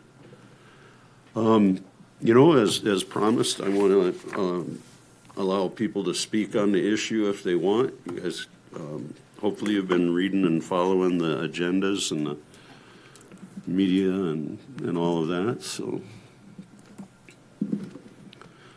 state your name for the record, please. Yeah, good evening. It's been about a month since I was here. Quite a few of us are here tonight. We weren't aware that there was public comment at the last meeting, so, oh, sorry, Brian Fettig. We weren't aware of the public discussion occurring, so we were able to watch a replay with some of that. And let me interrupt you right there. Yeah. It wasn't intended that it be a public comment, but because it was my decision to go for that, simply because people sat through the whole doggone meeting, and I thought, well, they're taking their time, and I wanted to hear what they had to say, but go ahead. Yeah, no, I appreciate that. First off, I have a message I received today from, whoops.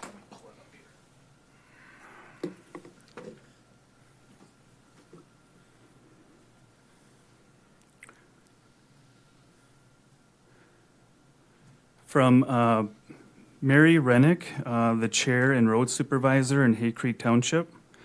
And she couldn't make it here tonight, and she thought there may be an opportunity for comment. So she asked me if I could read a statement on her behalf.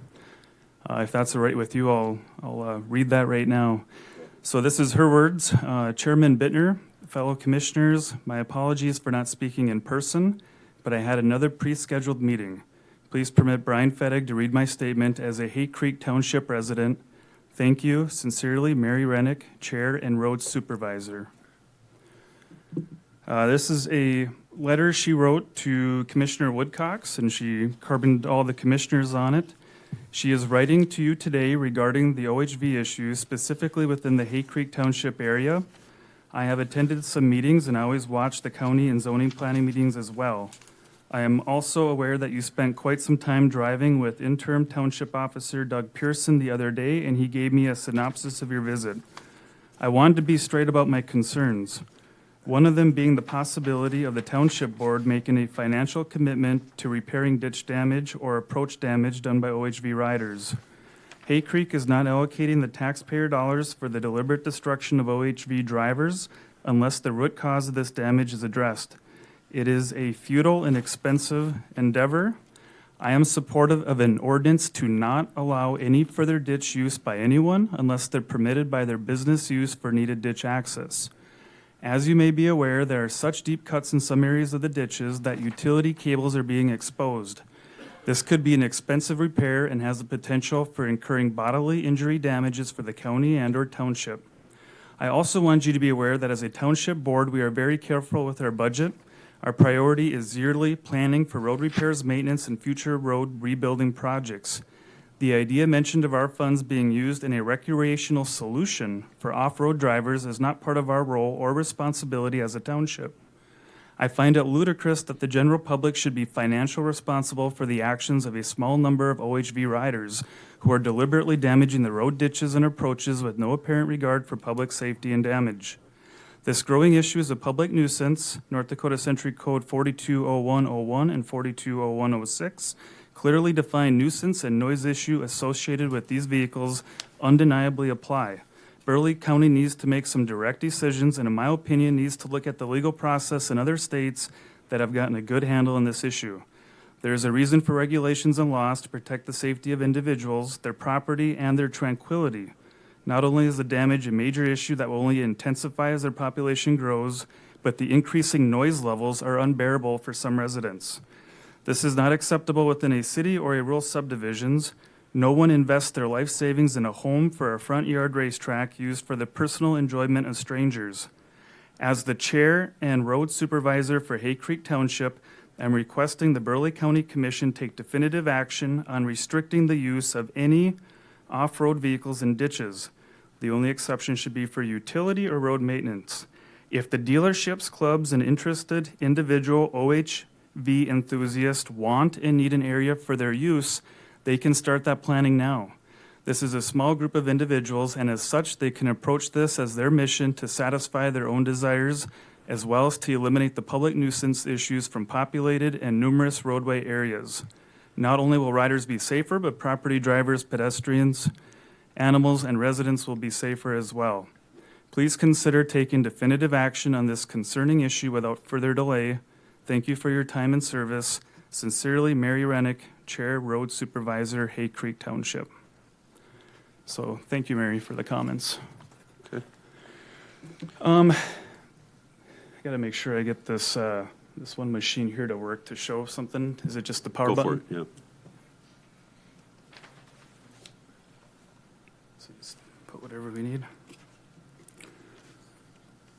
All right, so these are my, it'll be actually just, yeah, so right there, just put it in front and it should work. If I have something, okay. All right, so I watched the meeting. It sounds like there's been discussions going on since, again, a month ago. And the only thing people care about tonight is the ditch usage. Either you allow it or you don't. Nothing else matters. Unfortunately, any ordinance that does not completely prohibit the ditch usage will never move the needle on this issue, and I'll explain more in a minute. First, if you dig deeper into the opposition, some could argue it seems this is largely the residents versus special interest groups. They have the right people in the right positions to protect their investment, their interest, making things more difficult for everyday residents to be heard or properly represented. For instance, Kurt Junt, we get along. I agree with a lot of your viewpoints and such. But like yourself, you're part of the Rough Rider Club, which is fine. We heard Sheriff Lieben mention Major Holm. He's a board of director for the Rough Rider Club. He's also at the top of law enforcement. So this, and he's also a Polaris ambassador. So for the citizens here to have a chance at getting anything done, it feels like all the special interests are already at the table having this discussion without the public input. 95% of the ETA lives in 1.5 to 2 acre subdivisions. Why is it that no one rides the ditches in those subdivisions, even though those ditches are owned entirely by the county and have an 80-foot right-of-way? So all this population of 13,000, it's the county's ditches and nobody rides there. Can you imagine if someone took a 3,500-pound side-by-side up and down every one of those ditches and approaches after rainstorms or when the frost comes out? Can you imagine the calls and complaints that would generate? Even though it's 100% perfectly legal to do so, phones would be ringing off the hook. We wouldn't be here tonight because they would have already been banned from the ditches. See, that's the problem. No one wants their so-called privilege taken away, but at whose expense? They won't ride in their own ditch, but they have no problem riding in others outside of their subdivision. How many of those in opposition have this racetrack in their front yard? I think we all know the answer to that. For the record, we did not move into this area. We grew up on this property 34 years ago. And also for the record, unlike these subdivisions, we own every square inch of the ditch since our property has not been platted. It's a property rights issue. We're paying property taxes and maintaining it to the center of the road. There was, in your packet, I think State's Attorney Julie Lawyer did a good job with the definitions of easements and others. I'll quickly put that on the screen.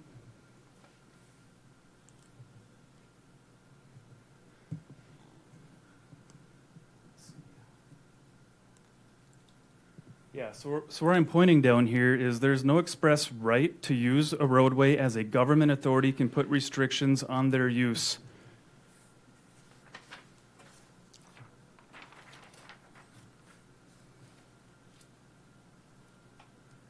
At the top there, likewise, there is no express right to ride snowmobiles or OHVs in roadway easements either. However, lawful use of those vehicles in roadway right-of-ways is permissible use of the right-of-way. So the right doesn't exist.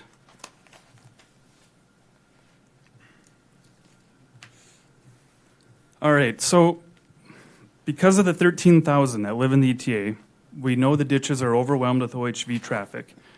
They're not designed for OHVs of any sort. If you drive around, the ditches don't lie, they actually tell a story. When traffic counts increase, what happens Roads get built up, they get graveled, they get paved. Ditches don't stand a chance. They're simply turf. There's a reason they sell lawnmowers with turf tires, but we're allowing OHVs with off-road tires just because we should. When state law was enacted decades ago, people were driving three-wheelers that weighed 500 pounds maximum. Nowadays, these larger OHV units weigh 3,500 pounds, similar to most small pickup trucks. It doesn't matter how many millions it would cost to repair the ditches because you can't attempt to repair them because of the usage. Contractors won't even bid to repair them since it's a waste of time. The volunteer idea, you might have to find volunteers because I don't know who would guarantee their work. Restricting use during thaw cycles or events won't work. Ditches are designed to hold water and route water. You have to close the ditches every rainstorm, and some ditches take days to dry out, and some never do dry out. Sadly, some of these deep ruts are now holding water year-round. Now, let's fast forward. Let's say if enforcement is perfect. We have all the funding in place. Nobody breaks the law. You have to ask yourself, can any ditch withstand the volume of OHV traffic? So perfect weather conditions, perfect enforcement, no bad actors, great parenting. It makes sense to still allow these vehicles to ride on turf, like over and over and over in this populated metro area. It's just, I mean, I got videos showing when it's drought, when they're driving and there's so much dust on 43rd Avenue, you have to slow down because of visibility.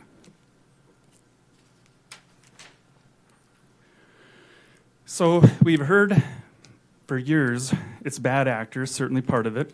As the population increases, so do the number of bad actors. We heard it's a parenting issue. Absolutely. How many of you think parenting is getting better? We heard more education and training. We've been educating for 30 years, and we all know how that turned out. Recently, I heard about discussions taking place to create a dedicated OHV trail in the county. That is just ridiculous, in my opinion, for so many reasons. I don't have enough time to list all the reasons why that's a horrible idea. But I find it hard to believe that the county wants to start picking and choosing recreation activities that they want to be involved with. Maybe next week I can request a dedicated horse trail along our road.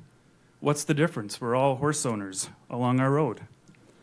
It sounds, what I heard tonight, that we might have $778,000 from a garrison diversion savings. We could apply to a really nice equestrian trail. You know, to me, it doesn't make sense picking and choosing what sports to support and at whose expense, and everyone wants it, but at someone else's expense. Enforcement, actually, I'm going to step back right now, and this is important because a lot of the public in here probably hasn't done the research or doesn't remember, doesn't recall. I know some do, but for instance, this is a Tribune article.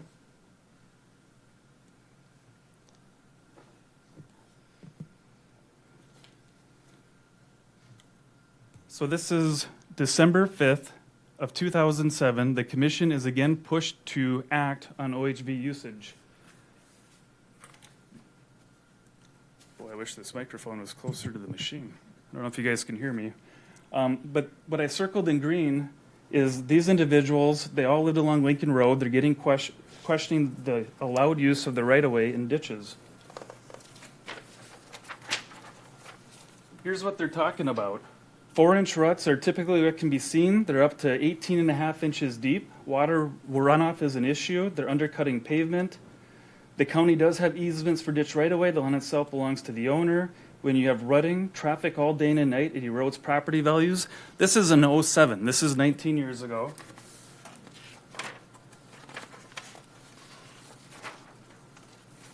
And there's actually 20 articles. I'm not going to read them all. I just got 3 examples just to give you an idea.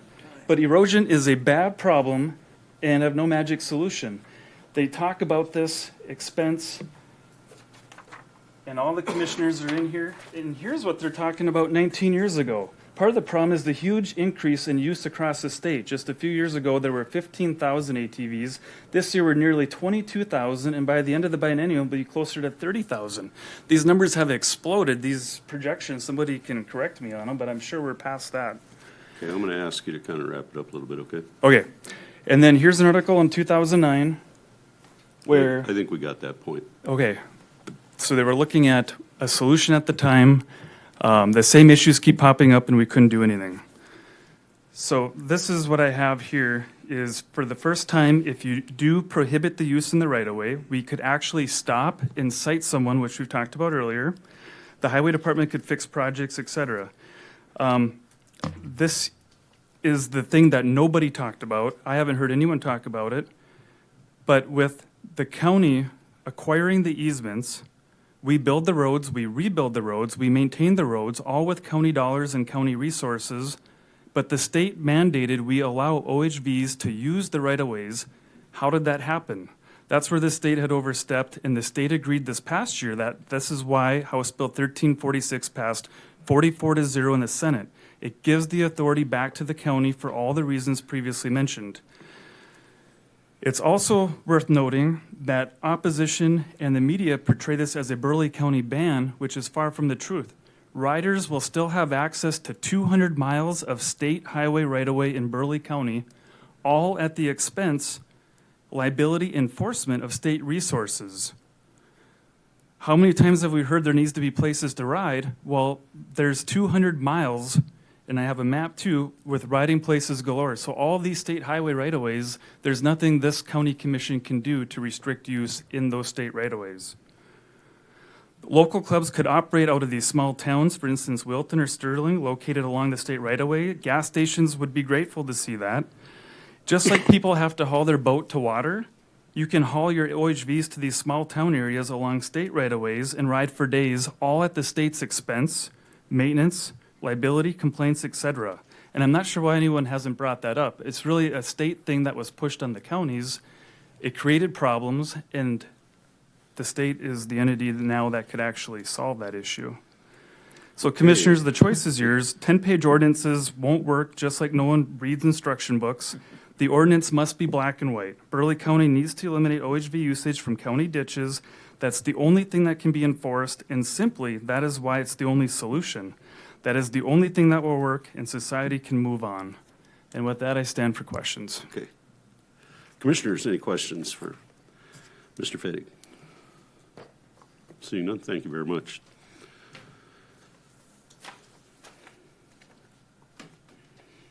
I do appreciate the input. Thank you. That was a real good question about the state highways. 'Cause I actually asked a question about what do you call it? Restricted access highways. And of course, that's like the interstate. You know, where none of this kind of thing happens on the interstate. But and thank you, Dan, for getting back to me on that. Does anybody else wish to speak on this issue, on this item? Saw there was another lady that stood up earlier. Sorry I didn't get your name. Anybody else? On in, fill out the thing there, and give us your name for the record. Okay. Was there a pen up here? There was. There was. There was? Who stole it? Somebody stole stole it. All right. Just state my name quick. My name is Austin Dukart.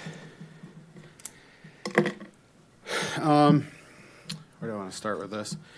So, I'm not part of a special interest group. I've just been riding most of my life, since about the time I was 13. And most of the people that I run across that are out riding aren't doing the activities that are commonly described here. Most time when I ride recreationally, I just hop on. It's a nice evening, go for 10, 15 minutes, similar to what you do with a motorcycle, right? I'm sure people can sympathize with that. Many motorcycle riders, that's not their primary mode of transportation. They have it because it's something they enjoy. It's something that might be relaxing to them, right? Might not be relaxing to the people around them, but we live in a community and we sacrifice for others on occasion. I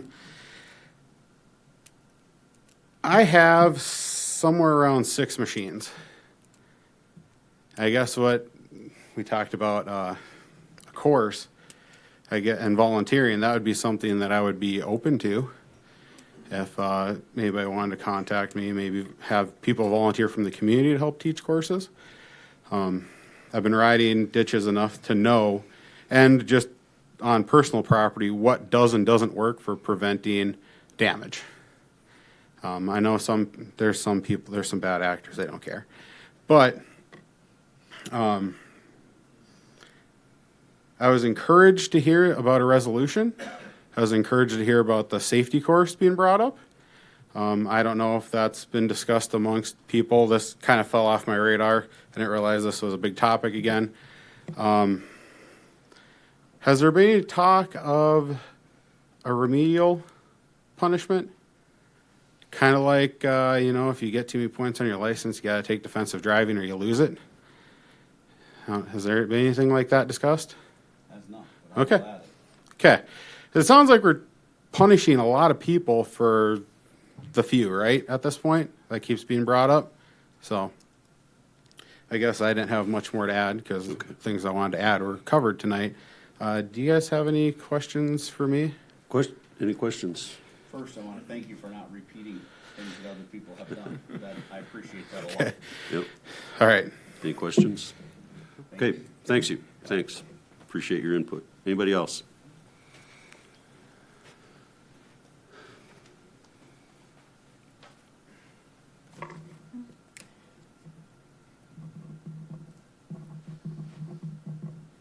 Okay, hi, I am Debbie Stolick. I am the Gibbs Township Deputy Clerk. At the last meeting, they mentioned that a lot of the damage was in Gibbs Township ditches and also Hay Creek Township. Can you pull that microphone down a little bit? Sorry. They were saying that a lot of the damages were in the ditches of Hay Creek and Gibbs Township ditches, and they are correct. And they also mentioned, why don't we ask Gibbs Township and Hay Creek for money? And I think that's a great idea. I'm actually going to bring it up to our board, a discussion with them, and see how our board members feel about that. And I'm going to have to disagree with Mr. Fedek, because I did find a flow chart that indicates the townships do receive funds through the Highway Tax Distribution Fund, which is generated by off-road vehicle registration fees. And it does come to the townships. I don't know in what amount, but we are receiving funds. So my feeling is that we could be part of a solution, and I would like to bring it up to our board members to see how Gibbs Township feels about that. Our next meeting, our annual meeting, is March 18th.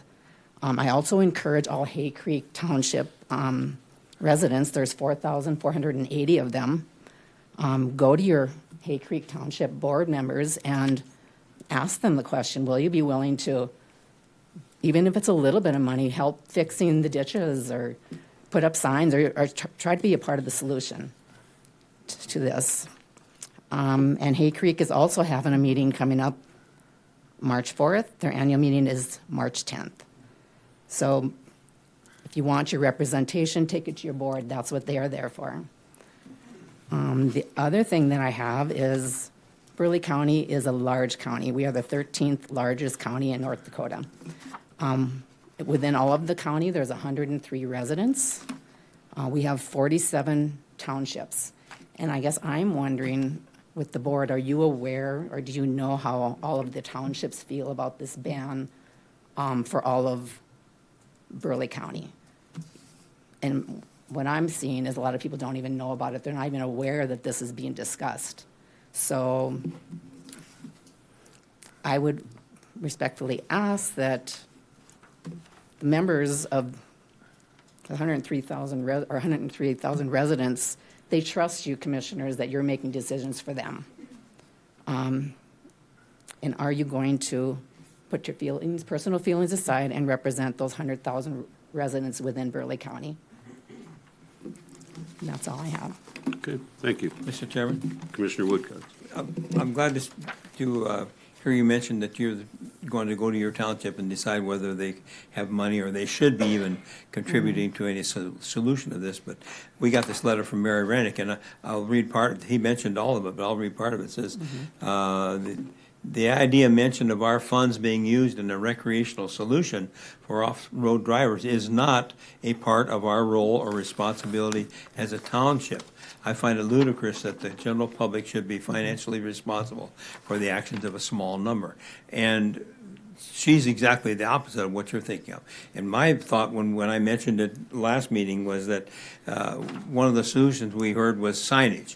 Putting do not trespass or open to the public or the reflector signs and all that. That to me is on roads that the townships are involved with, that should be a responsibility of the township to at least contribute. I don't know whether they mean to pay for all of it, but she says that's not their responsibility, but I have a kind of a bone to pick on that particular. That's what the township's money goes towards, graveling and striping and fixing up the roads and everything, and certainly the ditches and the approaches to these homes are part of the township's responsibility, I think. I could be entirely wrong, but. And according to the flow Thank you. chart, we are Okay. receiving Thank you for funds. going to your township. Yeah, you're welcome. Yeah, well, let us know how that goes. Thanks. Anybody else wish to speak on this item?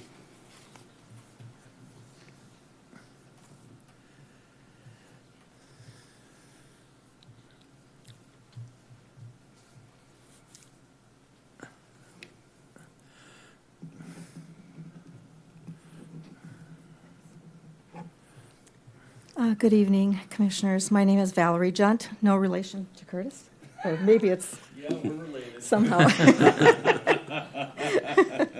I'll take that. First, I want to thank the Commission for your consideration of this very important and relevant issue. It is not an easy issue, but we've come to the point where doing nothing is no longer an option. A little background. My family has owned an 80-acre parcel of farmland off of 84th Avenue and 26th Street since the early 1970s. And at that time, there was gravel road, and, a lot of development has happened since then. My husband and I built our home in 1992, and so we're still on that 80 acres. And my brother owns the other 40. Our property is now surrounded by 3 sides of subdivisions, and I would qualify, especially Wayne and I and my brother and his wife, as a motorcycle-loving family. We've always owned a bike, and we still do. We love to ride. We love the open road and many benefits of enjoying our beautiful prairies, and especially in the summer. We also own a street-legal 4-seated electric cart that doesn't make any noise and doesn't rut up the ditches. And I also want to reemphasize what someone else said earlier, that our property is not platted.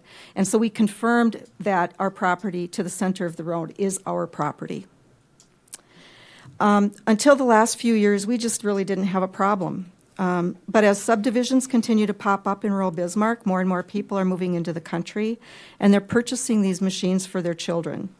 So the time has come to address this important issue, which unfortunately, for many reasons, has become a very serious problem for property owners. Safety, noise, and property damage. Those 3 things are a real problem. It is mainly young drivers, riders that we've seen. I've seen some older adults, and I wasn't exactly sure how to show on the screen, but I took a lot of pictures of the real significant ruts. Also, I've got a picture of an adult going through the rain that we had last week and just ripping it up and fishtailing it through the ditch on an SUV. I've seen jumping approaches and popping wheelies up and down 84th Avenue and up as cars are driving. They're not just in the ditches, they're also popping wheelies. And that's, my brother was killed on a motorcycle in 1986. And so my concern is the safety of these, especially the young children. Now, I understand what the individual from the Parks and Rec said, that, they give safety classes. But my husband's a middle school counselor, and we all know, right? Middle schoolers don't always listen and don't understand the ramifications of some of their decisions. And so, again, we just want to raise that as a concern because we care about our children. The other issue that we've noticed is there's adults hauling trailers loaded with dirt bikes and dropping their kids off in our neighborhoods and then just letting them ride around. And they're not even from our area. Wow. I mean, That's a and new one. encroaching on our personal property. In fact, I was out walking one day, happened to stop these kids from doing their wheelies and asked them to please not do that. Asked them where they were from, and they said they were up visiting from Napoleon and that their parents were invited to bring up their dirt bikes to hang out with their friends. There is damage to utilities. I've got pictures of that too, where the cable boxes and the telephone boxes, even in our ditch, has got the wires sticking out of them, and that causes additional fees for property owners. They pass those expenses on. The other issue, my brother and I work with a farmer who's kind enough to plant our field each year. 80 acres after my father passed away, we sold and had an auction and sold all of our farm equipment. And it is a burden for him to come from the Minokan Sterling area with his big equipment to do 80 acres, and then our neighbors across the road have 40, so he does theirs. Last year, he couldn't get his equipment into our field because the ruts into the approach were so bad and so deep that he got stuck. And I'm not making this up, this is just the reality. After he planted the field, we found kids zipping through the field after newly planted crop. And you can put no trespassing signs up all you want, but it doesn't stop them. And, so we need your help. We've heard from businesses that sell these vehicles and owners that have children that they should have a right to ride freely, basically anywhere they want without restrictions or consideration. And I've heard very few solutions or consideration to the individuals who are impacted. This is our property, it's our personal space. We have lived there for, now 50 years, over 50 years, our family has owned it. But I'll also say that finding an outlet for our young adults is real, and it's worthy of a parent and society's concern. We love children. We love young adults. 3 people in my family are in education. I have a daughter and a son-in-law who teach, and my husband's a school counselor. So it's not that we don't care about young adults. And I've heard that this is better than letting them play video games at home. Well, when our children were in middle school and high school, our home and property became a safe place to gather. We always welcomed kids so that they could have bonfires, listen to music, have scavenger hunts, and do safe things, not necessarily just let them go and let them do whatever they want, especially encroaching on somebody else's personal property. Teaching respect for others and helping to groom them into mature adults is the responsibility of all of us. Beyond what I've also mentioned, and I don't know if anybody else has really talked about this, but they talked about building trails. And what I'm concerned about, too, is as you're going down 26th Street, and that is the front of Pat's 40 acres, the ditches are really, really rutted. And those people who live on that parameter when Sunnyview was built their homes, owned their homes long before these ditches were so rutted up. Now that's devaluing the value of their property. Nobody's going to want to buy that when they see that this is a recreation trail, and especially with the noise and the damage that's being done. So I think that's a valid concern. Finally, the liability, if someone should be hurt on our property and that hasn't been addressed, whose responsibility is it? We own that land, and if they get hurt on that land, whose liability is it? And we just updated our insurance just in case somebody, does get hurt. Something needs to be done before the weather breaks, or we'll be faced with more rutting, disturbing the peace, and damage to property. Our Burleigh County Sheriff's Department is very busy and shouldn't have to be responsible for monitoring compliance and taking on complaints. So let's get a working group together to come up with some reasonable and viable solutions. This is way out there, and I don't know that it's even possible, but the first thing I thought of is I was trying to park downtown the other day, and I saw the parking patrol officers, and I just thought, maybe we don't have to do a Burleigh County Sheriff necessarily, but just coming up with patrol people who are monitoring the areas that do nothing but look for compliance, and then citing them. That would be another opportunity. Maybe there's even some volunteers who would be willing to do that just for the safety of the children. Also, just making sure that these people belong there, that they're not coming up from different areas or just riding into somebody else's area that isn't even theirs. Let's come up with another method to have the riders and the owners of these machines sign up and volunteer to repair and clean the area and ditches that they're riding in. Let's see how much they'll rut them up if they have to be the ones who have to clean them. And we used to do that with our children too, is if you're going to have a bonfire in the backyard, you're going to clean up afterwards. For those who've been adversely impacted, we deserve to have solutions and support from those who expect us to yield to your recreational excursions. Doing nothing in this is not an option anymore. So I'm begging the commissioners and those who are listening to please afford us as property owners the same courtesy that you would expect if this were your property. Law and ordinances exist to protect individuals and society by establishing standards of behavior, maintaining order, resolving disputes, and safeguarding rights and liberties. Laws and ordinance also help ensure safety and fairness, guiding how people interact with one another and with other institutions. So we would encourage this commission to enact some, if not all, of the proposed ordinance, at least until some additional assurances can be made to address the valid concerns of our property owners. Thank you. Okay, commissioners, any Good questions job. for Val? Good job. Thank you. Yeah, real good. Is your husband Wayne? Yes. I forgot. He wanted to get together and have a chat, and I. Oh, it's fine. No, it's We'll- all, it's we'll all, work on we're, s- we'll yeah, work it out. we Okay. can, whatever. You know, the biggest issue was just we're all so very, very busy and trying to keep on top of all of the meetings and what's appropriate, what's not. But Yeah. we know that public comment is really critical and important, so Yeah. thank you. Thanks for coming in. Yes. Appreciate it.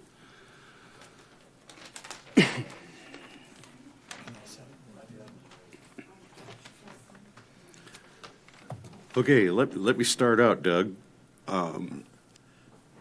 What's not been talked about?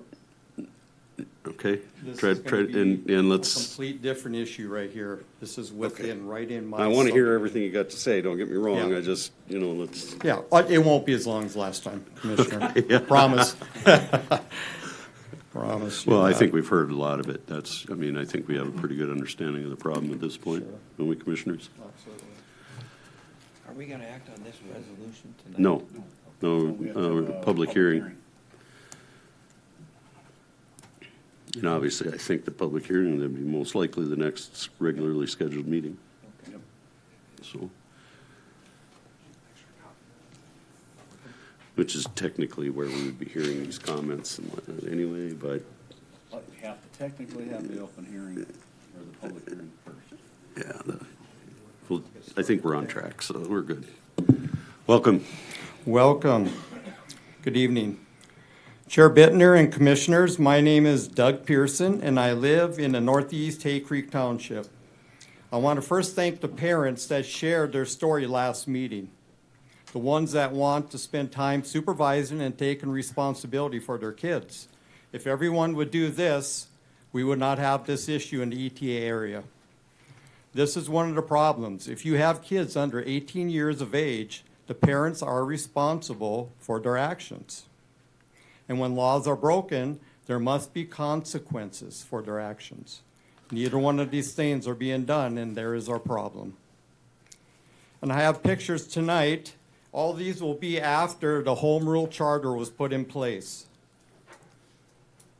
And Commissioner Munson, you might want to take note here. These are the roads here, okay? One of the roads is going to be 71st Avenue, 41st Street, 84th Avenue, I got a map. and you might want to add 26th Street north of 71st Avenue up to about 97th. Yep. Okay?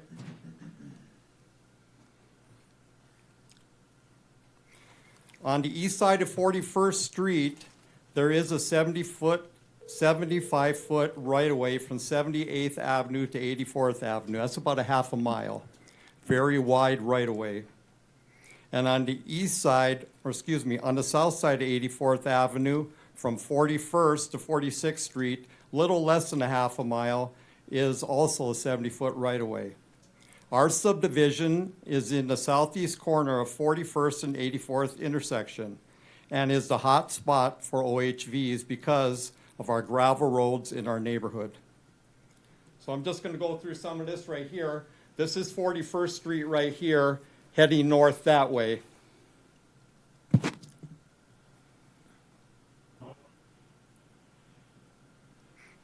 This also is going to be 71st Avenue. You can kind of see down on the curve in the distance. That is Centennial right there.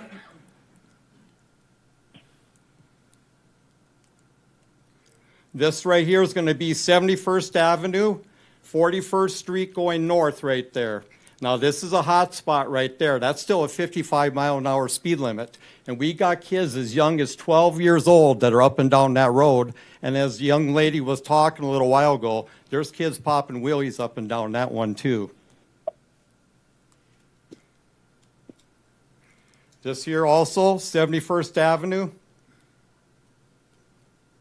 This is going to be north on 41st Street, east side, and that's where the 75-foot right-of-way is. There's a lot of overgrown trees in there. There's not a very good picture there, but this is also off of 71st Avenue. This is also down by the curve.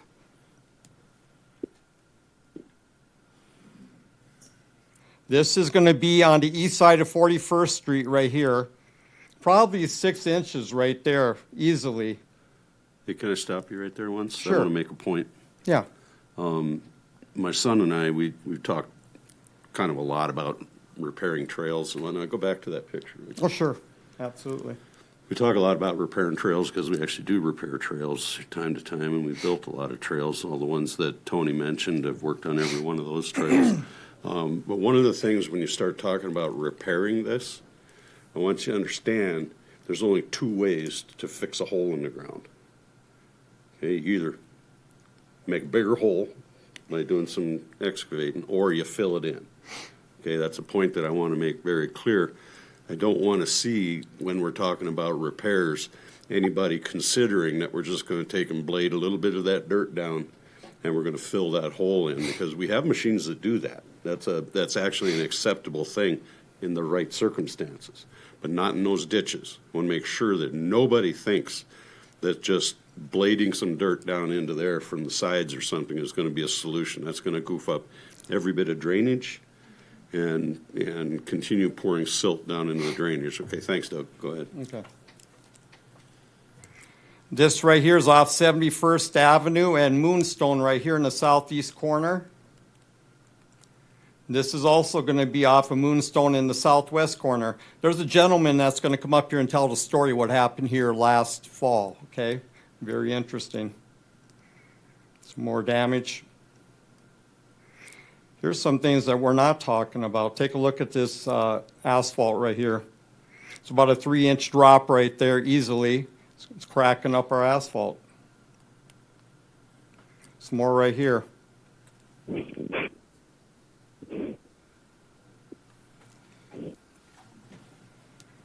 Also right here is breaking up. Pieces right there. This is off 71st Avenue. And this is very interesting right here. This is a gentleman that was a neighbor of mine. He's no longer there. He had enough. He moved out. But this is 84th Avenue on the south side in between 46th and 44th Street.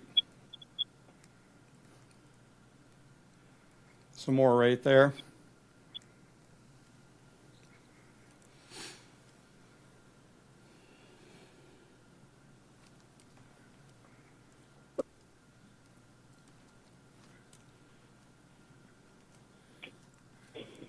Now we're going to get over by our subdivision, which is probably a couple blocks to east. This is my mother's ditch right here that I no longer mow. There was 2 or 3 inches of rain the night before. I came out that morning and ripped up her ditch. Absolutely uncalled for. This road right here is what I call the turnpike. You go down here. At the end of this blacktop is a section line that goes east about 1.25 miles to Toronto Road, and that is going to hook into Country Creek Estates right there. We get a lot of the Gibbs kids that come on over from there. Also about 0.5 mile down on that section line to the south is 52nd Street. We get a lot of the kids that are coming from town. They take 43rd, 52nd, all the way up to there at dead ends. They come across our way. And this family right here has got young kids. A couple years ago, there was a slow down sign right by this rock. They came off of there and ran the damn thing over. Uncalled for. Now here, this is Crescent Ridge Road. This is our subdivision, the gravel roads. You notice there's no road right-of-way issues whatsoever. These kids that are coming in are not our kids. The kids that are riding our subdivision are very good, well-behaved kids, and if they get out of line, I know their mom and dad, we go have a little talk. These are kids that are coming in from other subdivisions, and they're ripping up our roads.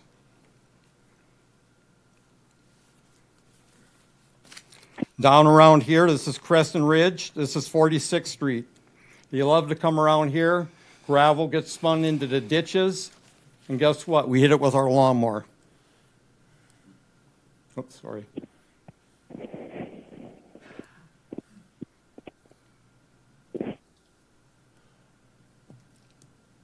There's some more right here.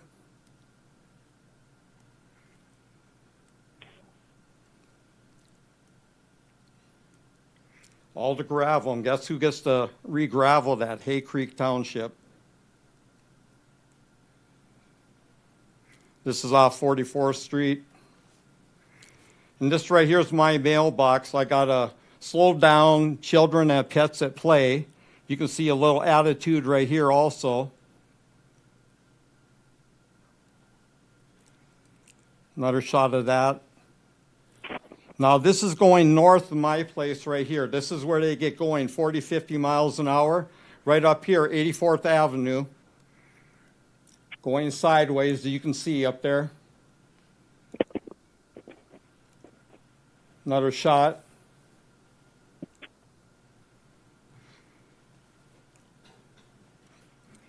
And just a little bit off 84th Avenue. Some cookies.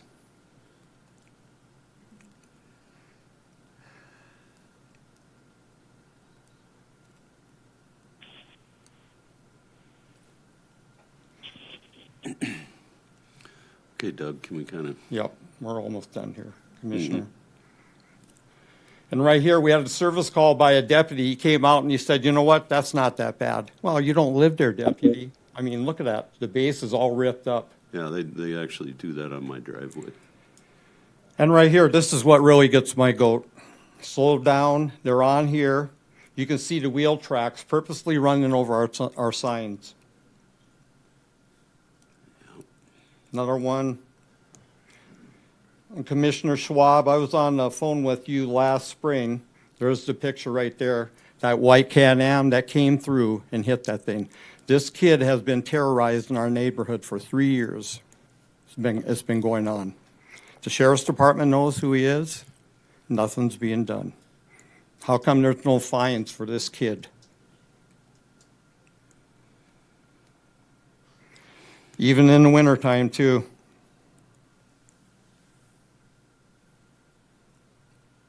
That was in December. So yeah, we need a resolution. There's got to be more protection for us in our subdivisions. That's the key. Okay. And I'll stand for any questions. Okay. Commissioners, any questions for Doug? A good job. I think that we have a pretty good understanding of the problem. Yeah. I think Lanny wanted to come up and share real quick here, just on this picture.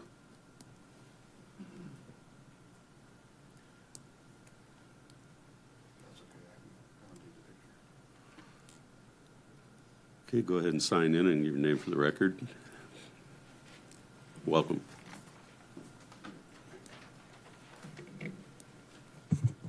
Yeah, my name's Lanny Kenner. I live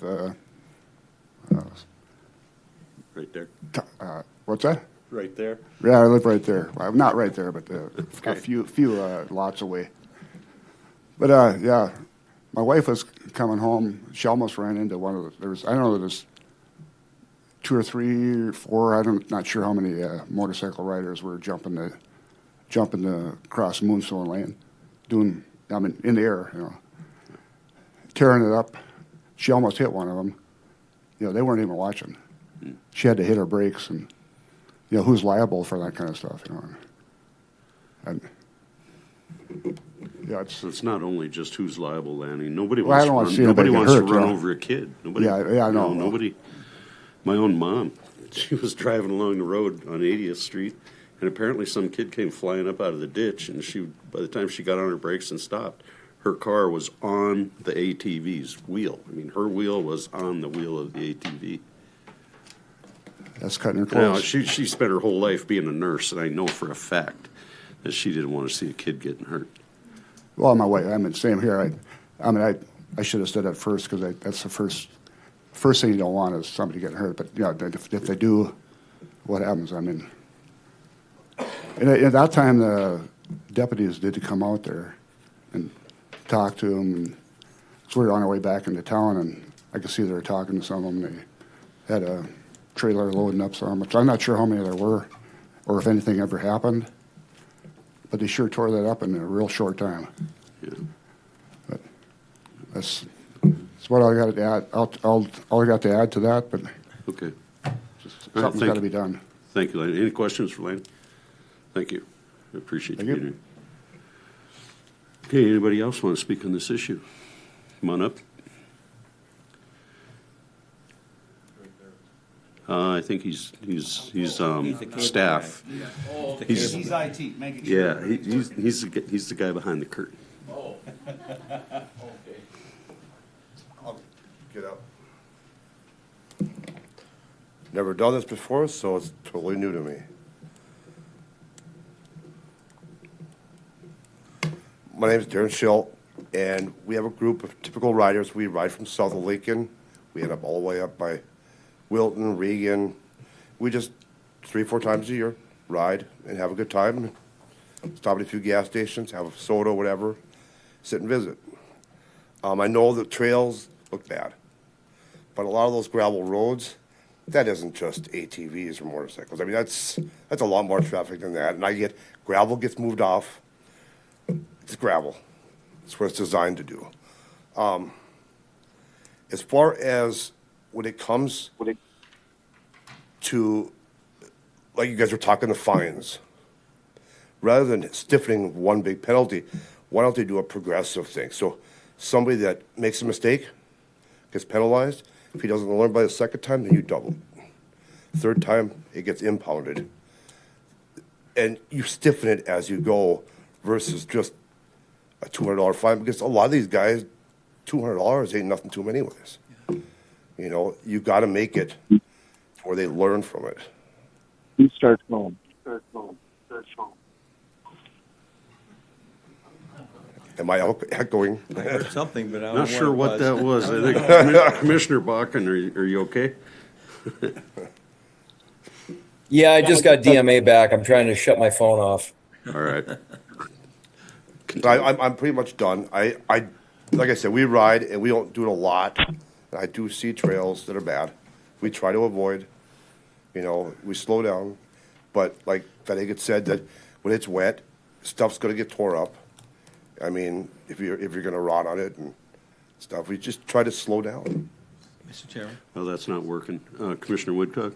You said you do a lot of running quite a few distance or quite a few ways. Right. Our North Dakota DOT, Mr. Bender, had suggested that, well, he said there were 3 big trails that are operated by the DOT, and they sound like they're extensive. One, he said 26 miles long or something. Is that something we should look into, do you think?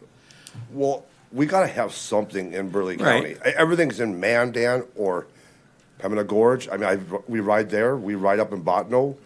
We ride the Rough Rider Trail. We run all the way over to St. Anthony. Okay. Would you think we should be looking at something like that?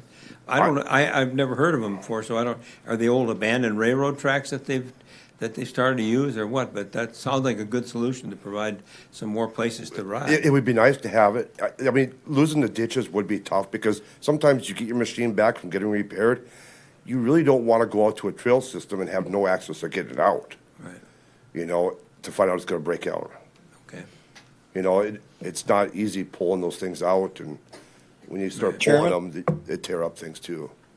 I just, like I said, we just occasionally ride. We don't ride a lot, but we do travel. Right. And, you know, we go down to Badlands. We put a lot of money into it. We enjoy it. It's our group. Sure. That's where everybody gets together. And Great. Chairman? Commissioner Bakken, go ahead. So Are all your machines or most of your machines street legal? I would say 3/4 of them are probably street legal. There Okay, is so- like 5 or 6 that aren't. When you go over to Morton County, how do you get there? We take the bridge across Main Street, Memorial Highway Bridge, or the bridge across Main Street. So street legal. Yep. And is there anything preventing you guys from utilizing gravel roads or the street legal ones on paved roads? No, it's just different when you're riding in a ditch. It just, you slow down, you don't have to be traveling. You know, you really don't want cars coming flying up behind you. And Okay, you're not, so again, gravel roads is a simple solution to me. right, but the dust becomes an issue. I mean, you can wear all the helmets you want and everything, you get loaded up with dust in your eyes, and it's tough. But we have citizens that are complaining about dust mitigation, driving in the ditches or driving on roads now. And part of that's living in the country. If you choose to live on a gravel road, you understand some of that. But without tearing up the ditches, it makes a heck of a lot more sense to utilize the gravel roadway system than, because you're not causing damage on the gravel roadway system. I was just curious on how you get over to Morton County for the trail system, and that you just told me it's street legal for the most part. Right, well, the ones of us that can drive over there, we just drive over there, meet over in Bay Shore, and we ride from there. A lot of them trailer down by the rifle range down there, unload, and then we catch a trail there, and then we ride all the way south to Fort Rice. Then we take gravel roads over to St. Anthony, and then come back through Fort Rice. And So the gravel roads aren't a problem in Morton County. well, it's because we go over to we cater to the people that support us. So if we call them up, they open up for us. We have a big enough group to go through. So we cater to them. So you'll cater to the citizens of Morton County, but not the citizens of Burleigh County. Well, there's not a lot of traffic on the gravel roads going over to St. Anthony from Fort Kind of Rice. getting off the subject here a little bit. I don't know, Commissioner Bakken, if you saw the pictures from the Doug right before you, but he was showing pictures of a substantial amount of damage on gravel roads as well. So, did you have anything else you want to add? No, I'm good. Okay. Thank you for your time. I really appreciate it. Thank you. Anybody else?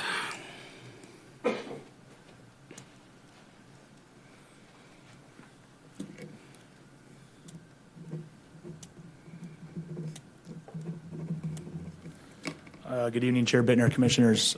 Just a lot of good points tonight, just like the last couple of meetings. I know this is a big topic. Again, I represent all the power sports dealerships in Bismarck and Mandan. And as we understand, this Your is name, our please. issue. Name? Steve Clayton, sorry. It is our issue.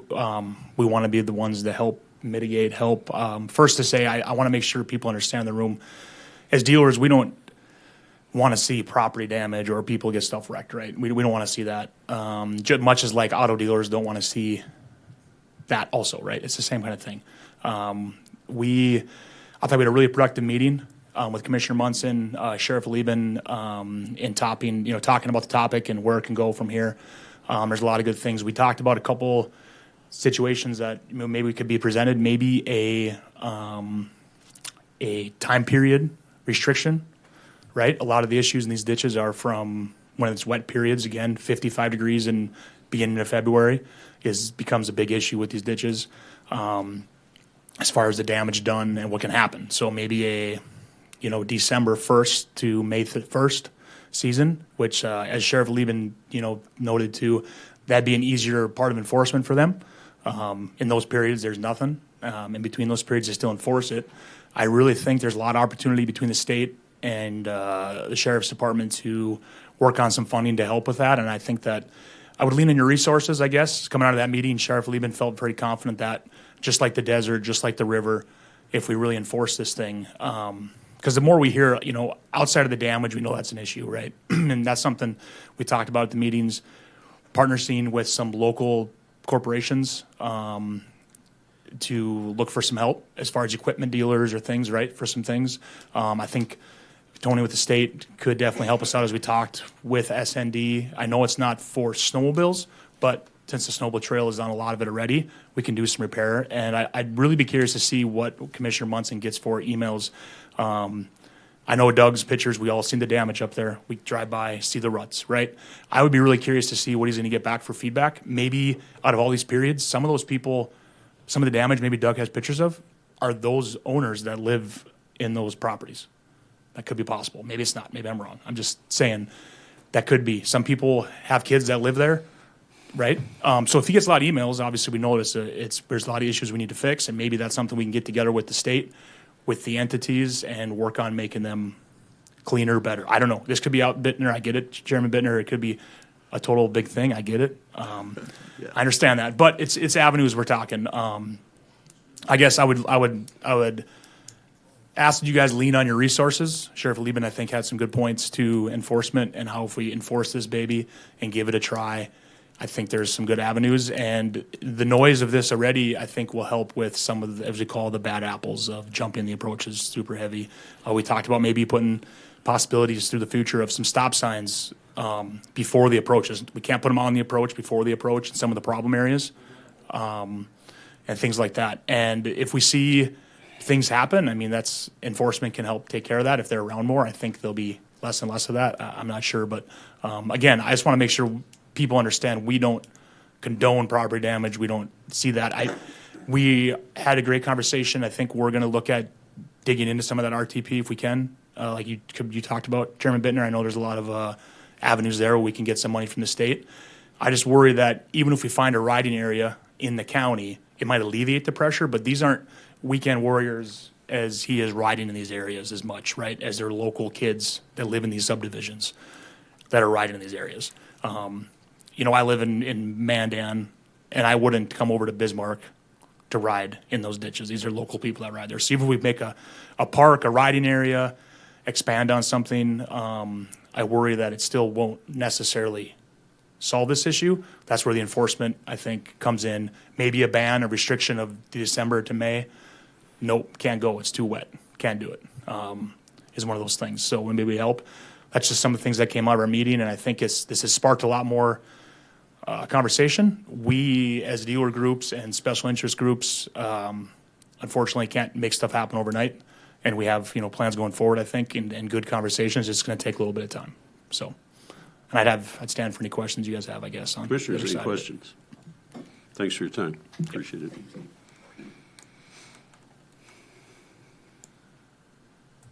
Anybody else?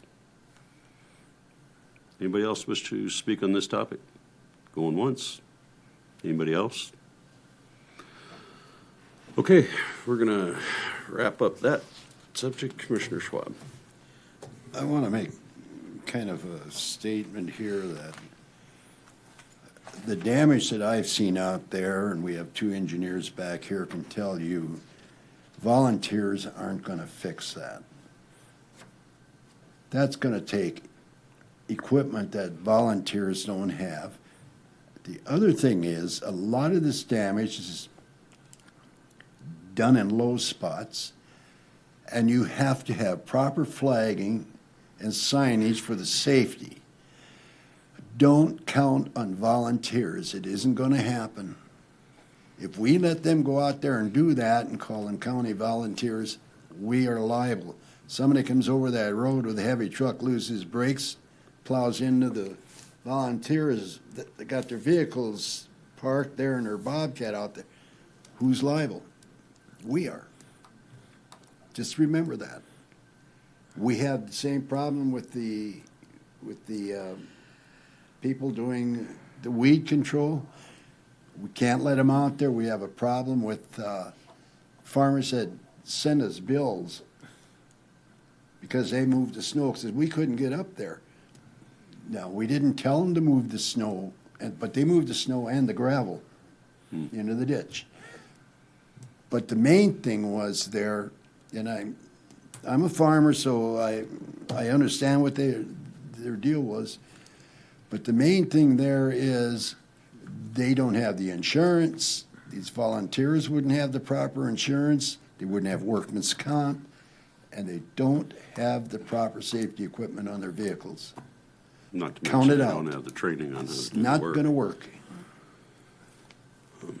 Okay. Well, what we're gonna do is we're gonna have a public hearing on that Just gonna make that motion.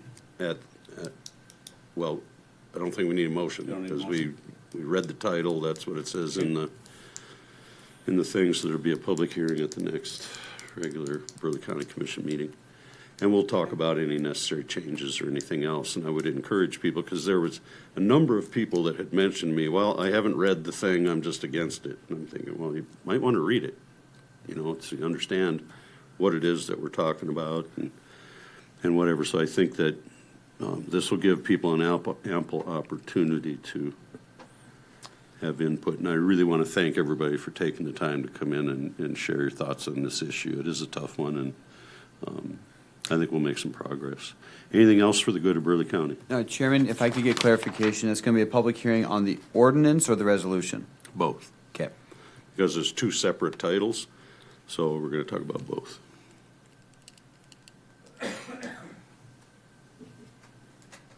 Mr. Chairman. Commissioner Woodcock. I want to, before we adjourn, I want to congratulate my wife of 62 years.